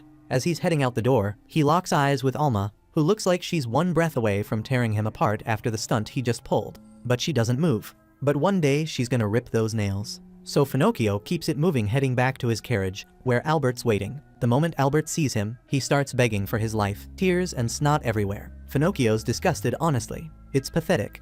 But then an idea hits him and he smirks. He tells Albert he's not gonna kill him. But then he leans in close and asks, ever seen the Texas Chainsaw Massacre movie? The look on Albert's face says it all, he's in for something worse than death. The next day, Noel meets up with Koga and casually shows him the contract of subordination that makes Koga his slave. Koga assumes Noel's about to claim him as his master, but Noel shuts that down quick. He's got no use for a slave like Koga. Sure, Koga's got some strength, but when you stack him up against the top seekers out there, he's still way out of his league. And Noel, he's aiming for the top spot in the seeker world. He doesn't have time to babysit someone still finding their way. He needs someone fierce, someone who's ready to tear through anything in his path. Noel hands Koga the contract and tells him he's free now. He can do whatever he wants, no strings attached. But Koga's spent his whole life being controlled by others, so when freedom lands in his lap, he's not sure how to handle it. There's one thing he's sure of though, he wants to stay by Noel's side and see him achieve his dream. And if Noel needs a wolf by his side, then that's exactly what Koga will become. He asks Noel to let him join Blue Beyond, and Noel agrees without hesitation. Soon after, the team heads out on their first mission. Their synergy is almost flawless. Noel leads the way, giving orders and offering support. Koga carves through enemies, while Alma clears the field to make room for him to strike. Everything's running smooth until Koga tries to take down the monster general, and Alma swoops in and finishes the job first. That sets them off, and they start arguing over it. Noel steps in and shutting it down. He reminds them they're on the same team and need to work together. He tells Alma to focus and stop causing problems during fights. Then he turns to Koga, pointing out there's no scoreboard here, it's about winning, not keeping count of who gets the kills. Despite the hiccup, their first mission as a team is a big success. Noel tells them that as soon as they return to Atria, he's registering them as an official clan. Being a clan means they'll be recognized by the state. No more middlemen, no commission fees, just direct access to quests and opportunities.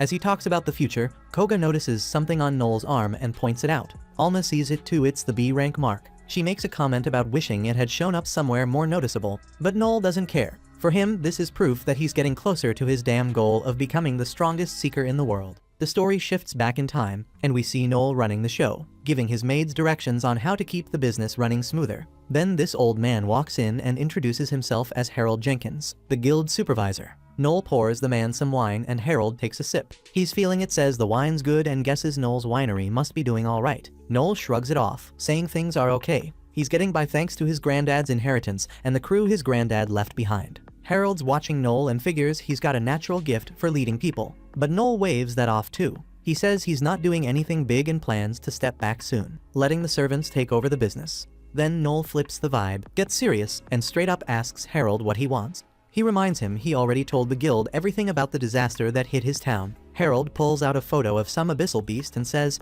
"This here is the same lord that showed up in your town." Noel doesn't look shocked. He's been knowing the beast's still out there because when his granddad died, two things went missing: the lord's body and his granddad's battle axe. Noel asks Harold if the beast has been taken care of, but Harold drops the bad news. A crew called Night Rage went after it and got wiped out. By the time they sent the Supreme Dragon clan, the lord had already dipped back into the void. Noel's surprised to hear that, and Harold explains what folks believe. These beasts normally attack out of raw instinct, but this one it might have shown up on purpose. Harold points out that this is the same lord that took down Overdeath, and its recent moves could have leveled it up into a new variant. Noel puts two and two together, realizing this beast might be as powerful as the 10 Dark Lords chilling at Abyssal Depth 13, and he remembers each of those lords had enough juice to wipe out their entire world. Harold then drops some history. The last time a variant showed up was 40 years ago. That was Cocytus, the silverfish.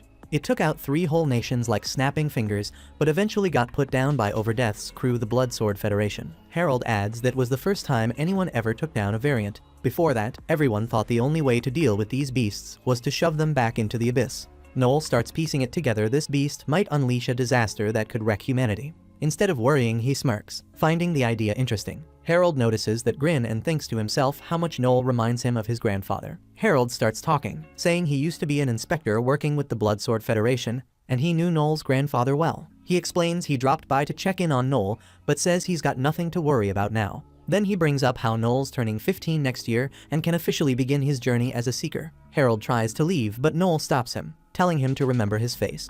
Noel declares he's gonna be the strongest seeker ever. Now back in the present, we find Blue Beyond hanging out in a room, waiting for an inspector to check their clan application. Noel tells Koga to stay calm and answer the questions straight, but Koga's sweating bullets, wondering what'll happen if he ticks the inspector off. Noel says it's no big deal, but Alma makes it worse, saying their application's gonna get rejected if Koga screws up. That freaks Koga out even more. He's thinking there's no way he can mess up Noel's dream. Alma, though, she's messing with him, saying if he does mess up, he'll have to kill himself to make up for it. She's low-key hoping he'll die so she can have Noel all to herself. Noel steps in, trying to calm them both down. Right then, they feel a dark, heavy vibe in the air. They tense up, ready for trouble, but it's only Harold stepping into the room. He tells them to chill. There's no need to be on edge. Harold takes a look at their application and spots the clan house and the 20 million fee. He's impressed. They've clearly done their homework. Noel pipes up, saying he and Alma are planning to rank up once the clan is official. Harold notices their clan's name doesn't match their party's name. Noel tells him he's planning to switch up the party name as soon as they lock in the clan. Then Harold drops the hammer. He rejects their application. Meanwhile, elsewhere, the Vice Clan Master of Supreme Dragon, a Regalia clan with a 1-star rank, has soloed a Depth 12 Abyssal Beast. His name Zeke Feinstein, the Innocent Blade. Back in the room, Harold explains why he rejected them. He says they're on the hunt for stronger seekers right now, and Blue Beyond doesn't meet his standards. Noel asks Harold what changed. Harold breaks it down, saying they've picked up on a massive mana presence out west near the border. He explains that the underground mana flow is hitting critical levels, and it's only a matter of time before it blows. When it does, a massive abyss will open up, and at depth 13, a variant lord is going to show up. Koga pipes up, asking if they can't just stop it. But Harold shuts that down, saying trying to stop it would trigger even worse disasters. Alma then asks if it's possible to defeat the variant. Harold says they managed to take down Cocytus before, and that's why the Empire is thriving now. But he's real about it. The fight this time will need a huge coalition, with the best seekers on the front lines. Even though they're all strong, Harold admits that after seeing a variant up close, he's not sure they'll win even with all that power. Then Harold makes it clear they can't share any of this with anyone, and once again, he rejects their application, saying the guild doesn't have the resources to train rookies like them. Noel takes the rejection in stride and heads out, his determination reminding Harold of Overdeath, Noel's grandfather. The scene switches to the town, where Koga asks Noel if he's giving up on forming a clan. Noel scoffs, calling Koga stupid, and says this is their chance to make a big move. In a quiet, abandoned alley, Noel explains that while a variant could wipe out humanity, it's also a huge blessing. He reminds them how defeating Cocytus raised the Empire's standard of living overnight. Turns out, Cocytus's heart is being used to purify water for the entire nation. Noel lays it out. Taking down advanced beasts isn't just about survival. It's what drives advancements in magic-engineered civilization. That's why Seekers are treated like heroes. Then he drops the plan. They need to become one of the Regalia clans fast. Koga freaks, saying it's way too soon, they don't even have a clan yet.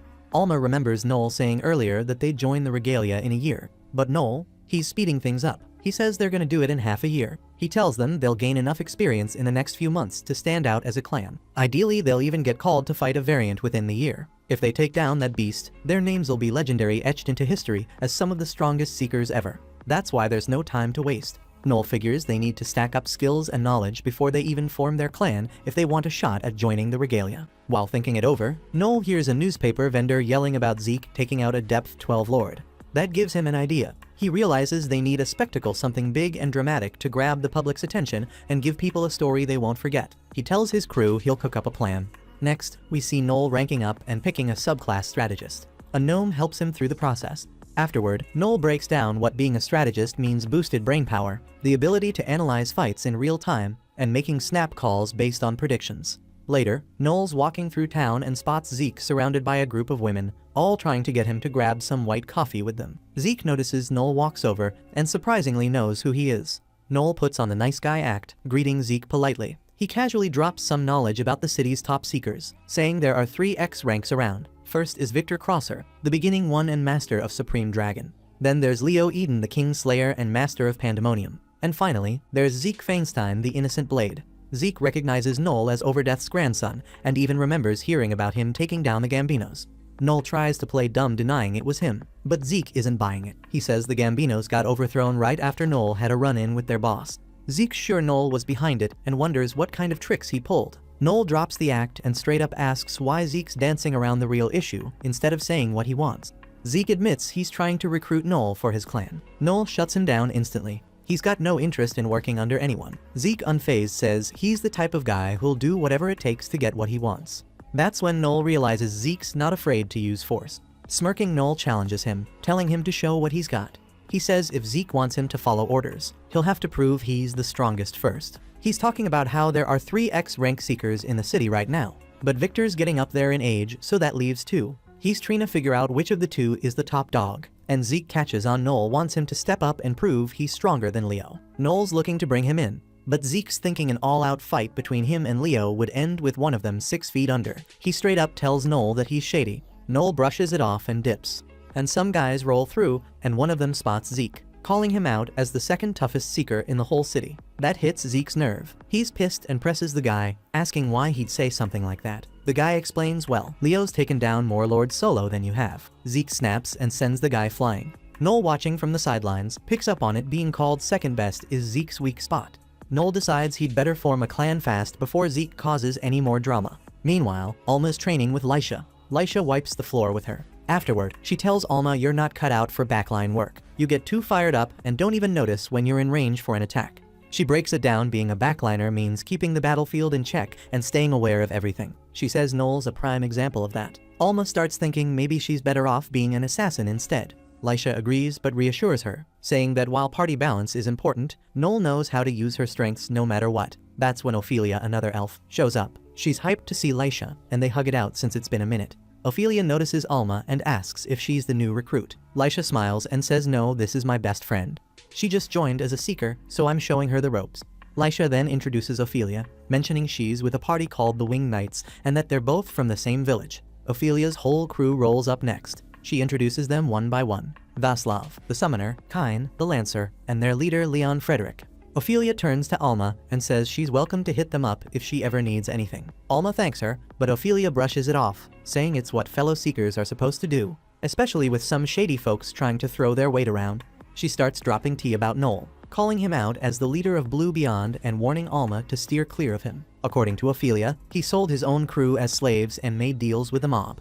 She paints him as nothing but bad news and even says he's got some new members now, but she's sure they're no better than him. Alma listens with a smirk, clearly amused, but Leon steps in and cuts Ophelia off. He tells her it's not right to judge someone she doesn't even know. Ophelia backs down and apologizes, and the crew heads out. Lisha looks at Alma and says sorry for Ophelia running her mouth. Alma waves it off, saying it doesn't bother her since most of what Ophelia said was true anyway. Later, Noel is chilling with Loki, and we find out Noel had him dig up a list of all the B-rank parties. One party from the west catches Noel's eye. Loki knows about them too and says they've got a rep for being humble and reliable. He's surprised they're still not a clan. Turns out they're talking about Leon's crew, the Winged Knights. Loki goes on, saying their leader Leon isn't just good looking, he's crazy strong. In fact, Loki thinks Leon might be the top B-rank seeker. Loki then remembers Noel hit B-rank too and congratulates him, but Noel brushes it off. He knows it's just Loki blowing smoke. Noel shifts gears, deciding to use Leon as a stepping stone. He figures everyone's got a weak spot, and he's dead set on finding Leon's. He mutters to himself about how once you crack someone at their weak point, they start falling apart. Loki notices the nasty look on Noel's face and calls him out for it. But Noel shrugs, saying he'll do whatever it takes to claw his way to the top. First up, Noel's got recruiting on his mind. He heads straight to the prison to meet Hugo Capelia. Hugo gets pulled out of his cell and brought to a spot where he can talk with Noel. The moment Hugo walks in, Noel clocks the fact that the man's looking way thinner than the last time he saw him. It hits him hard if Hugo keeps dodging the food here, he's gonna waste away. And that's the last thing Noel's trying to let happen. Noel's been eyeing Hugo for a while now. Hugo's not just anyone, he's an elite puppeteer, one of the best to ever do it. The problem is, he's sitting on death row accused of some nasty crime. Back when he was free though, the dude was a legend. Puppeteers aren't your average fighters. They mix creativity and combat, using puppets to adapt to any fight. Hugo's name carried weight in the Seeker world, but he was a lone hero, never rolling with a crew. At one point, he stepped away from the Seeker life to focus on crafting puppets full-time. He was good too, real good, but then everything went south when he got locked up. Hugo tells Noel it's a waste of time trying to recruit him. What's the point? I'm as good as dead. But Noel's not hearing it. He's got a plan to spring Hugo, and to prove it, he snaps his fingers and calls for tea from a nearby guard. What's wild is, the guard doesn't hesitate and follows through. At first, Hugo thinks Noel must have slid the guard some cash, but Noel sets him straight, he's got dirt on them. Blackmail's the name of the game, and with it, Noel's pulling all the strings right now. He makes it clear, he's dead serious about getting Hugo out of this joint. Hugo wants his freedom back, but teaming up with Noel, that's a whole other thing. Hugo's got no love for seekers. In his eyes, they're a bunch of reckless liars, always faking their strength. And Noel, he's worse, cold, ruthless. The kind of guy who'd snatch your fries without thinking twice and do whatever it takes to hit his goal. Noel takes that jab as a win, smirks, and stands up to leave. But before heading out, he makes one thing clear: he's not giving up until Hugo's rolling with his crew. Later, Noel links up with Alma and Koga at the Rock Hard Tavern. It's their new meet-up spot from now on. Koga's hesitant, though this joint's only for B-rank seekers. But with Noel and Alma both rocking B-rank status, their squad's got the credentials to walk in without a hitch. The moment Noel and his crew step into the spot, every head in the room turns their way. It's their first time here, and folks are clocking them right off the bat. But one dude in particular, this big guy named Edgar, isn't feeling their vibe at all. He stomps over to Noel ready to start some drama. First thing out of Edgar's mouth, he calls Noel a coward for having a pretty untouched face. Noel doesn't flinch. Instead, he fires back, saying the only reason Edgar's got a mug full of scars is because he's trash in a fight. That hits a nerve, and Edgar's fists are twitching. But Noel ain't worried, he's got a trump card. Noel starts dropping info that stops Edgar in his tracks. His home address, the fact that his wife's pregnant, and even the name he picked out for his baby. Edgar's floored. How the hell do you know all that? Noel doesn't bother answering. Instead, he leans in and says calm as can be how tragic it'd be if Edgar's house caught fire with his pregnant wife inside. Then he gives Edgar the green light to throw the first punch if he's feeling brave enough to risk it. Edgar backs off quick, not willing to gamble with his family's safety. With the whole bar still locked on him, Noel takes the chance to introduce himself loud and clear, making sure nobody's gonna step to him again. Then the crew settles at the bar, but Noel doesn't let them get too comfortable. He reminds them they've got a job to do, and sure enough their target walks in right on cue. The wing knights roll in and head for their table, but one of them, Ophelia, spots Alma at the bar. She's caught off guard seeing her there. Noel uses his telepathic talker skill to ask Alma what's up, and Alma breaks it down she met Ophelia once during training. They're not friends or anything, but they crossed paths. Alma also drops a warning. Ophelia can't stand Noel, and that's music to his ears. Makes stirring the pot way easier. Noel doesn't waste a second. He steps up, introduces himself as Noel Stalin, and as soon as the name leaves his mouth, Ophelia's smile vanishes. Her face twists in rage, and she starts yelling about how he sold his own party members as slaves. Noel stays cool, saying he doesn't regret a thing and wouldn't hesitate to do it all over again if it meant achieving his goals. That's the last straw for Ophelia. She lunges at him. But before she can even get close, Koga steps in, grabs her wrist, and calmly warns her. If she wants to get to Noel, she's gonna have to go through him first. And if it comes to that, he's more than ready to draw his blade. Just then, Leon catches the commotion and comes over quickly to see if Ophelia's okay. But Noel cuts in, saying Ophelia's the one who started it. She just tried to attack him out of nowhere, so of course his crew had his back. Hearing it laid out like that, Ophelia realizes how bad it sounds. She apologizes to Leon for losing her temper, and Leon in turn apologizes to Noel on behalf of his teammate. Noel brushes it off, saying you can't expect much from a useless elf. That comment doesn't sit right with Leon though. Sure, Ophelia might have overreacted, but that doesn't give Noel the right to insult her. Noel doesn't back down. He basically tells Leon he's just a useless, stuck-up jerk if he thinks he can lecture Noel on how to act. Leon's pissed but keeps his cool. Instead of escalating, he turns around and leaves with his group. Once Leon's out of sight, Koga turns to Noel and asks if he really needed to go that hard, especially since Leon seemed like he was genuinely trying to make peace. But Noel's got it all figured out, it's part of his bigger plan. He explains the details to Koga and Alma, and they're both stunned at just how ruthless Noel's scheme is. But Noel doesn't flinch. He lays it out for them. In the Seeker world, it's survival of the fittest. The weak don't always lose, it's the ones who get cocky who end up falling the hardest. And Noel, he's planning to use Leon and his crew as stepping stones to level up his game. Meanwhile, in Harold's office, his granddaughter straight up asks him who he wants as the raid captain for the upcoming Valiant Abyss. Harold calls her out, saying it's rude to talk to him like that, he's still her superior, even if he's her grandpa. Marion doesn't care and just tells him to answer the question. She thinks the job should go to Leo Eden. He's a lazy bastard, but his strength is unmatched. Zeke's another option, but in her opinion, there's no way he can measure up to Leo. Harold says he thinks Noel will end up as raid captain. Marion's floored. She reminds him that Noel's clan application was already rejected, but Harold's sure Noel will find a way to pull it off anyway. Harold's so sure of himself, he even makes a bet with Marion about it. If Leo Eden ends up as raid captain, I'll quit my job and go sell hot dogs on a beach in Florida.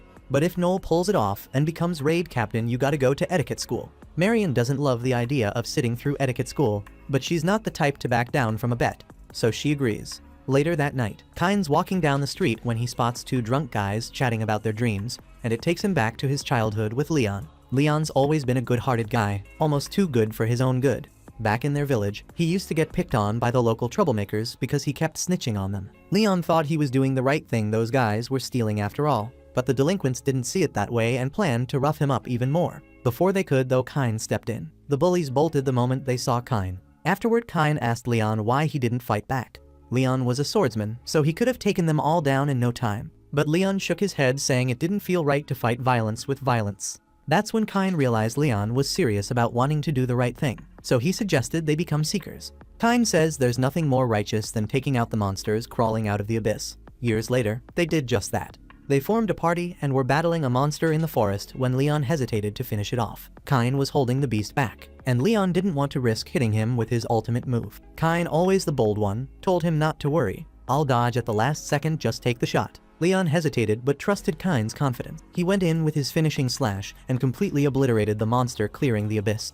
It was their first time clearing a level 7 abyss. While the rest of the crew was celebrating, Leon rushed to check on Kine, making sure he was okay. Luckily, Kine was fine, and he knew this win would boost their party's reputation. They'd originally named themselves Twilight Glint, but everyone agreed that name sucked. People started calling them the Winged Knights instead, inspired by Leon's ultimate move. There's no question Leon is the heart of their team. Fast forward to the present, and Kine's sitting at a bar with Leon, asking why he got so worked up earlier when he confronted Null. Leon doesn't really know why he got so worked up earlier, but Kine has a pretty good guess. It's probably jealousy. Null's a new seeker, but he's already climbed to B rank and walks around like he owns the place. After thinking it over, Leon realizes Kine's right, he is jealous of Null. But that doesn't mean he's bitter about it. He actually respects the grind and determination Null must have had to rise through the ranks so fast. Kine's glad Leon can sort out his feelings, but just because Null's talented doesn't mean they should sit back and let him leave them in the dust. He pulls out a letter he got from the guild. It says all capable parties should consider forming a clan, and Kine thinks this could be the perfect opportunity for their group to grow stronger. Turns out, everyone in the party got the same letter, including Leon. Leon was actually planning to bring it up when he called everyone to the bar earlier,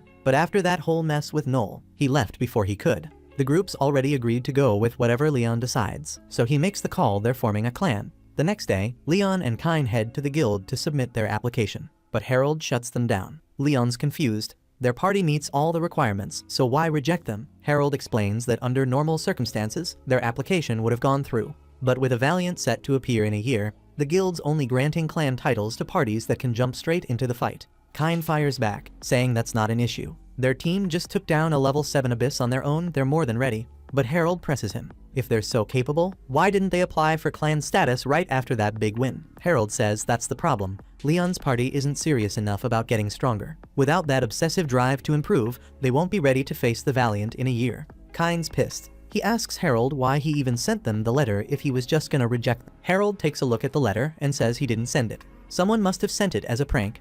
With nothing left to talk about, Harold ends the interview. But before he leaves, Leon steps up and pleads for another chance to prove their worth. After a moment, Harold agrees. He'll give them a shot, but only if they pass a test. The test defeat a level 8 abyss monster. If they can do that, Harold will accept them as a clan. But there's a twist, another party also begged for a second chance. So this won't just be a test, it's a competition. The Winged Knights will be going head to head with Blue Beyond. Harold sits both groups down and breaks the rules down real clear for everyone. He tells them the goal is to take out this level 8 abyss monster called the Dantalion. Now this thing ain't no regular beast, it's tough because it can read your mind. And on top of that, it's got this twisted, sadistic streak. Every seeker who's failed to kill it. They didn't just lose, they got tortured to death by that thing. Harold lays it out straight. The first crew to take down the Dantalion wins. But to keep things tight and avoid anyone twisting the rules, someone asks if that means they can mess with the other team. That's when Leon steps in, saying his squad's got a hard rule: no killing people. Harold calms him down, explaining murder is off limits since the guild forbids it. Still, Harold makes it clear you can mess with the other team if it gives you an edge, just don't cross the line where someone ends up dead. You've got to make sure the other crew can walk away from the fight no matter what. To keep everyone honest, Harold's gonna use his special skill to keep an eye on the whole competition. That way, nobody can cheat without getting caught. Nobody's raising a fuss about the rules so far. But then Noel speaks up with a condition. He says it's only fair if everyone starts the competition in top fighting shape. Harold's cool with that, and since nobody else has anything to add, he moves on. Harold makes it crystal clear. This competition is a one-shot deal. There won't be no do-overs. To make sure everyone brings their A game, he's throwing in a serious penalty. The losing team, they're done. Their squad gets disbanded and they're banned from putting it back together. If anyone tries to dodge this punishment, they'll lose their Seeker's license. Harold asks one last time if they're all sure they want to go through with it. Noel doesn't even blink, he signs his name without hesitation. After checking with Kyne, Leon signs too. With that, Harold locks it in. The competition is set for 3 days from now, so they better get ready. Before heading out, Leon shakes Noel's hand and tells him straight up, "I'm bringing everything I've got when we face off." Even though Leon's team is stacked with strength and experience, things just got interesting. Noel leveled up and became a strategist. With his sharper thinking, he's already picturing Leon losing miserably. The big day rolls around, and Harold steps up to welcome both squads, laying down the rules one last time. The challenge is simple. Dive into the abyss and take down a Dantalion. First team to pull it off wins, starting on Harold's signal. Once it kicks off, Leon's ready to roll. But then he notices something bizarre. Noel's squad just plops down and starts having a picnic. Confused, Leon demands to know what's going on. Noel calmly replies, "We're having lunch. You guys can make the first move." Leon's head is about to explode. He starts yelling at Noel to take things seriously. But Kyne steps in, telling Leon to chill, it's not worth wasting energy on him. So the winged knights head into the abyss. That's when Ophelia's sharp ears pick up a swarm of monsters closing in, and she warns the group to get ready. But before the fight begins, Václav speaks up with something to share. He tells Leon that before the competition, Noel pulled him aside and tried to get him to betray the team. Václav shut him down, of course, but he's bringing it up now, just in case Noel approached anyone else. Turns out Noel did. Both Kyne and Ophelia admit he came to them too. Leon's stunned. Noel tried to flip everyone in the squad except him, but the team quickly reassures him they'd never turn on him. They laugh it off, saying Noel's talk about freedom didn't even make sense. They figure he was just planting seeds of doubt to mess with their heads. Thankfully, they cleared up any confusion fast, because the horde of monsters is on them now. No more talking, it's time to throw down. Meanwhile, back outside the abyss, Noel's crew is still chilling, enjoying their picnic like they don't have a care in the world. Harold, watching from the sidelines, has a lot on his mind. Earlier, he admitted to Noel that he was impressed by how he tricked the winged knights into playing right into his hands. But Harold made one thing clear: he couldn't overlook the fact that Noel forged official guild letters to pull it off. Noel straight up asks Harold if he plans to disqualify him for what he did. Harold thinks about it, but decides to let it slide. Then he looks at Noel and asks if he really thinks he can win. Noel doesn't hesitate, he's 100% confident. Winning is what his grandpa always taught him to do. But in the present, Koga's starting to get uneasy. He points out that they might be wasting too much time here, and there's a real chance the winged knights could actually take down the Dantalion. Noel isn't worried though. He reminds Koga that this is all part of the plan. The winged knights are no joke, they're a powerhouse squad. Noel knows they've got to play this smart, especially with Leon in the mix. Leon's not just a great leader, he's strong, sharp, and makes clutch decisions. And then there's his unique Angel Wings ability. When Leon activates it, his mana flow cranks up, letting him fire off skills with 0 cooldown. It's like he's got a gift straight from the heavens. But sometimes even great talent can become a weight. Noel tells Koga and Alma to relax, he's sure they'll come out on top, because he's already planted seeds of doubt that are going to tear the winged knights apart. He made sure everyone but Leon knows what's coming. Leon, the guy they all trust, is going to end up betraying them. Before the match, Noel had a little chat with Kyne at the bar. As soon as Kyne spotted him, his mood shifted to full-on hostility. But Noel calmly reminded him about the no interference rule. The deal was simple. All participants had to show up in perfect fighting shape. So technically, Noel talking to him like this wasn't breaking any rules. But if Kyne tried to throw hands, that would have been a violation. With that out of the way, Noel cut to the chase. He asked Kyne to betray Leon. Kyne couldn't help but laugh hard. He couldn't believe Noel thought it would be that easy to flip him. Still, curiosity got the better of him, and Kyne asked what he'd get in return. Noel's answer was simple: freedom from Leon. That stopped Kyne's laughter dead in its tracks. Seeing he had Kyne's attention, Noel kept going. He pointed out how unbalanced the winged knights are. Almost all their strength comes from Leon. Even if they formed a clan, they'd never keep up with him, no matter how hard they worked. Leon's raw talent would always leave them in the dust. Kyne admits that Noel's got a point about Leon being the strongest in the crew, but he's still all in to support Leon because they're like brothers, sworn loyalty and all that. But as Kyne was heading out of the bar, Noel dropped one last warning. If Kyne didn't betray Leon, Leon was going to betray him first. Back in the present, the squad is throwing down with the Dantalion. They've already wiped out all the smaller monsters, but this thing can read minds, so making progress is tough. Václav tries to catch it off guard with a fire spell, but the Dantalion dodges it easily. Sneak attacks won't work when it knows your every move. The only one who can keep up is Leon, thanks to his Angel Wings skill making him fast enough to fight the Dantalion on even ground. Then the Dantalion leaps into the air with a handful of rocks. Leon sees what's coming and yells out a warning right before the monster unleashes a hailstorm of stone. Outside the abyss, Koga can hear the chaos inside and asks Noel if they're really just gonna sit back and do nothing. Noel stays calm and tells him they're waiting until the winged knights are pushed to their limit before stepping in. After the hailstorm, most of the winged knights are still holding it together. but Ophelia's been taken down, lost an arm from those rocks. The Dantalion starts celebrating when it sees it managed to seriously mess someone up. But Leon's not letting Ophelia go out like that. He orders the rest to retreat with her while he holds the monster off. Leon throws up his holy shield to keep the Dantalion busy. The monster mocks him, calling Leon a strong toy while saying the others are too weak to win. Leon doesn't argue, admits they're not strong enough right now, but he's a seeker who never gives up. Even if they can't win today, he's gonna keep fighting. He uses his invincible skill to blind the Dantalion for a second and makes a break for it, catching up to the rest of the squad. Hidden behind a barrier, Vaslov gets to work with healing magic to reattach Ophelia's arm. Thankfully, she starts feeling it again, but she still can't move it much, so using her bow is off the table for now. Ophelia apologizes to Leon for being such a burden, but Leon quickly shuts her down, telling her there's no need to worry about that. Still, as much as it pains him to say it, he starts to admit they might need to give up on defeating the Dantalion. Before he can finish, Kine cuts him off. He's got a plan. He'll act as a decoy to draw out the Dantalion, and once he does, Leon can hit it with his ultimate slash attack. Leon immediately says no. That attack will burn through the last of his mana, and since it's an area of effect move, there's a high chance he'll hit the rest of the squad too. But Kine reminds him this is exactly how they took down that level 7 monster before, and right now it's their only shot. Vaslov's concealment spell is keeping them hidden for now, but attacking from inside the barrier will shatter the spell. A sneak attack from here isn't on the table. Kine says he'll try to lure the Dantalion as far away as possible to keep everyone safe, and he's not planning on dying either. He swears he'll dodge at the last second, just like before. Kine's confident, telling Leon everything will be fine, but Leon shakes his head. That plan won't work. The Dantalion can read minds, it'll figure out that Kine's just a decoy the second he moves. Frustrated, Kine asks Leon what he wants to do then. If they retreat now, they lose the competition, and their party gets disbanded. Leon takes a breath and says there's another way. He suggests teaming up with Noel. The rest of the squad stares at him in disbelief. Kine explodes, shouting that Noel's their enemy, and there's no way they can join forces with him. Leon stays firm. He explains that if they work with Noel, they might not get approved as a clan, but at least they can avoid disbanding the team. Most importantly, no one will have to sacrifice themselves. For Leon, that's the only right choice. Kine doesn't care about doing the right thing right now. What really stings is that Leon seems to trust Noel more than him. Leon, realizing how bad things are, admits that right now, Noel's the one who's more likely to come through than Kine is.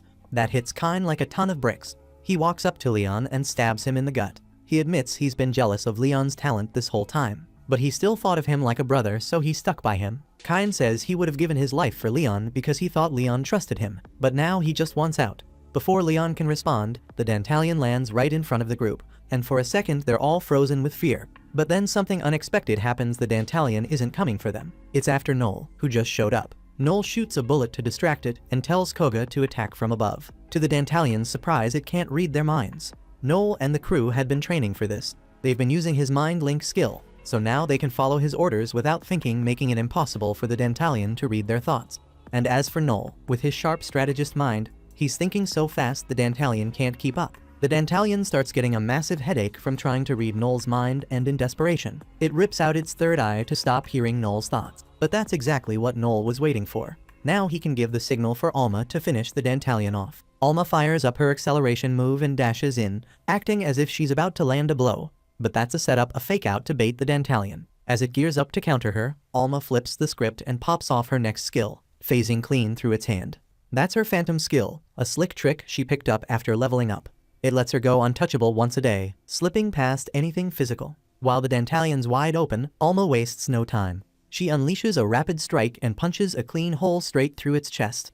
The abyss is cleared, and Noel's crew snags the win. To top it off, the fight gives Koga the boost he needed to level up, putting him back on equal ground with Noel and Alma. Koga's all smug about it, rubbing it in Alma's face, when Kine steps up and says this whole setup must have been part of Noel's plan. Noel doesn't even bother denying it. He spills the tea. He masterminded everything. He pushed the guild to host the competition, picked the Dantalion because it was the perfect opponent, and even sent out fake letters to stir up the winged knights into chasing the clan dream. Kine is fuming. He grabs Noel by the jacket, ready to throw down, but Noel stays cool and reminds Kine that their downfall isn't all on him.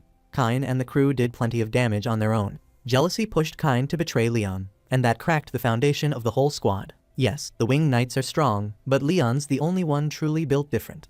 The rest of them were just riding Leon's coattails, and deep down they all knew it. That buried envy rotted their bond from the inside out. He gave it a little shove. Noel breaks it down further. Leon messed up too. If Leon had trusted Kine, maybe the betrayal wouldn't have gone down that way. Then Harold rolls in, shutting everything down. He announces Noel's team as the winners and makes it official they're now a recognized clan. Meanwhile, the Winged Knights as the losers are disbanded on the spot. The news spreads fast through the capital. Folks are shook, especially since the Winged Knights had a real fanbase out there. But that's the game, and Noel played it to perfection. The Winged Knights are in pieces now. Ophelia's done with a seeker life. She doesn't think she's cut out for it. She says her goodbyes to Lysha and walks away.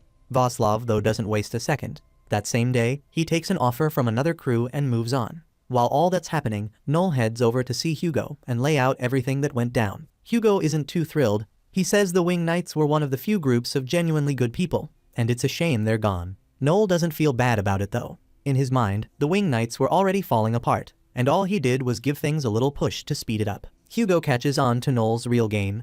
He figures out Noel was after something more, but he's stumped about how crushing the Winged Knights is supposed to convince Leon to join him. Noel's got it all mapped out though. He tells Hugo not to sweat it. He's got a plan to get Leon on his team. Once Leon's on board, Noel says he'll come back for Hugo too. After dropping that bomb, Noel walks out of the prison. Elsewhere in the city, Kyne is busy drowning his guilt in booze, trying to kill his liver one drink at a time. He asks the bartender for another round, but the bartender cuts him off. He's worried Kyne's spiraling too far. The bartender knows what went down, but he reminds Kyne that he's still young and can start fresh with another crew. Kyne shakes his head. He can't see a way forward. Thinking back, if Leon had gone with Kyne's plan, it would have been a death sentence. Leon's choice back then was the only way to protect the group, and Kyne stabbed him for it. Kyne's stuck in his guilt. He can't forgive himself, and even the bartender doesn't sugarcoat it. He tells Kyne straight up he messed up. But wrecking himself with booze isn't fixing anything. The bartender tells him there's something bigger he needs to handle. He's got to set Leon free. Kyne's confused at first, but the bartender explains. Leon's probably carrying the weight of what happened, blaming himself, and stuck in the past. If Kyne really cares about Leon, he needs to go to him, clear the air, and let him know the truth. Meanwhile, in a dark alley, Leon's cornered by Edgar and a couple of his crew. Edgar saw the news about the Winged Knights and couldn't pass up the chance to kick Leon when he's already down. Edgar's been holding a grudge against Leon for ages. He can't stand how Leon always had a spotless rep and everybody loved him, while Edgar's been treated like trash. And to be real, that's mostly because Edgar is trash. Now that Leon's crew is gone and he's got no fight left in him, Edgar figures it's the perfect time to take him down. But before Edgar can make his move, Noel and his squad roll up and wipe out Edgar's backup in no time. Edgar's yelling, asking what Noel's even doing here. Noel plays it cool, saying he's just out for a walk. Edgar isn't buying it and tells Noel to bounce because he's in the way. But Noel doesn't like the way Edgar's talking, so he tells him to watch his mouth. Edgar takes it as a challenge and gears up for a fight, but his crew isn't as dumb as he is. They know they've got zero chance against Noel's squad, so they scatter.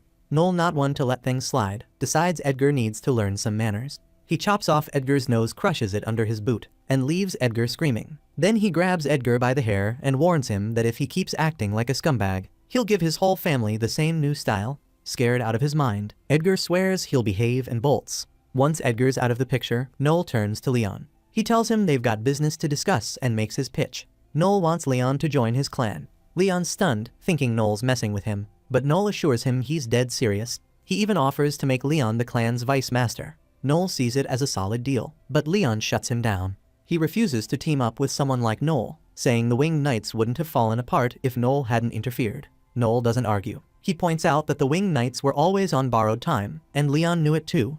Leon only stood so tall because of his team's loyalty and hard work, but no matter how much effort they put in, they could never match Leon's natural talent. Eventually, that gap in skill was bound to stir up jealousy and break them apart. Leon admits Noel has a point, but he still can't bring himself to join. Doing that would mean letting go of everything the Winged Knights stood for, and he's not ready to do that. Noel asks Leon if he's really planning to quit over this. He tells him straight if Leon walks away now, the glory of the Winged Knights is dead and gone. Leon's got a name out here as a seeker. He could keep that legacy alive, even if people see him as a traitor. Noel says this is one time Leon has to put himself first if he wants to protect what matters most. Leon can't deny Noel's got a point, but before making any moves, he hits Noel with a question. He wants to know why Noel decided to become a seeker in the first place. Noel doesn't hesitate. He says his goal is to become the greatest seeker of all time, no debate, and he'll do whatever it takes to get there. Noel's conviction hits Leon hard, enough to convince him to team up. Leon doesn't let Noel off easy. He tells him straight if Noel doesn't back up those words, he'll never forgive him. They shake hands to seal the deal, stepping out of the alley as one crew. Meanwhile, Marion's going over the case file with Harold, and she's not holding back. She calls Noel slimy for tearing apart the noblest party around and then snatching their leader for his own squad. Harold agrees it's not the most honorable move, but he's not mad about the outcome. In his eyes, it created a stronger clan, and he's ready to see what they'll accomplish. Harold's already got their next quest lined up. An abyss popped up the other day, depth level 9, the toughest challenge they've ever faced. At the center of it is the ghost-controlling Wolfgarmer. As Noel, Leon, and the rest of the crew walk through the city, people start throwing shade at Leon, calling him a hypocrite for teaming up with the guy who wrecked his old squad.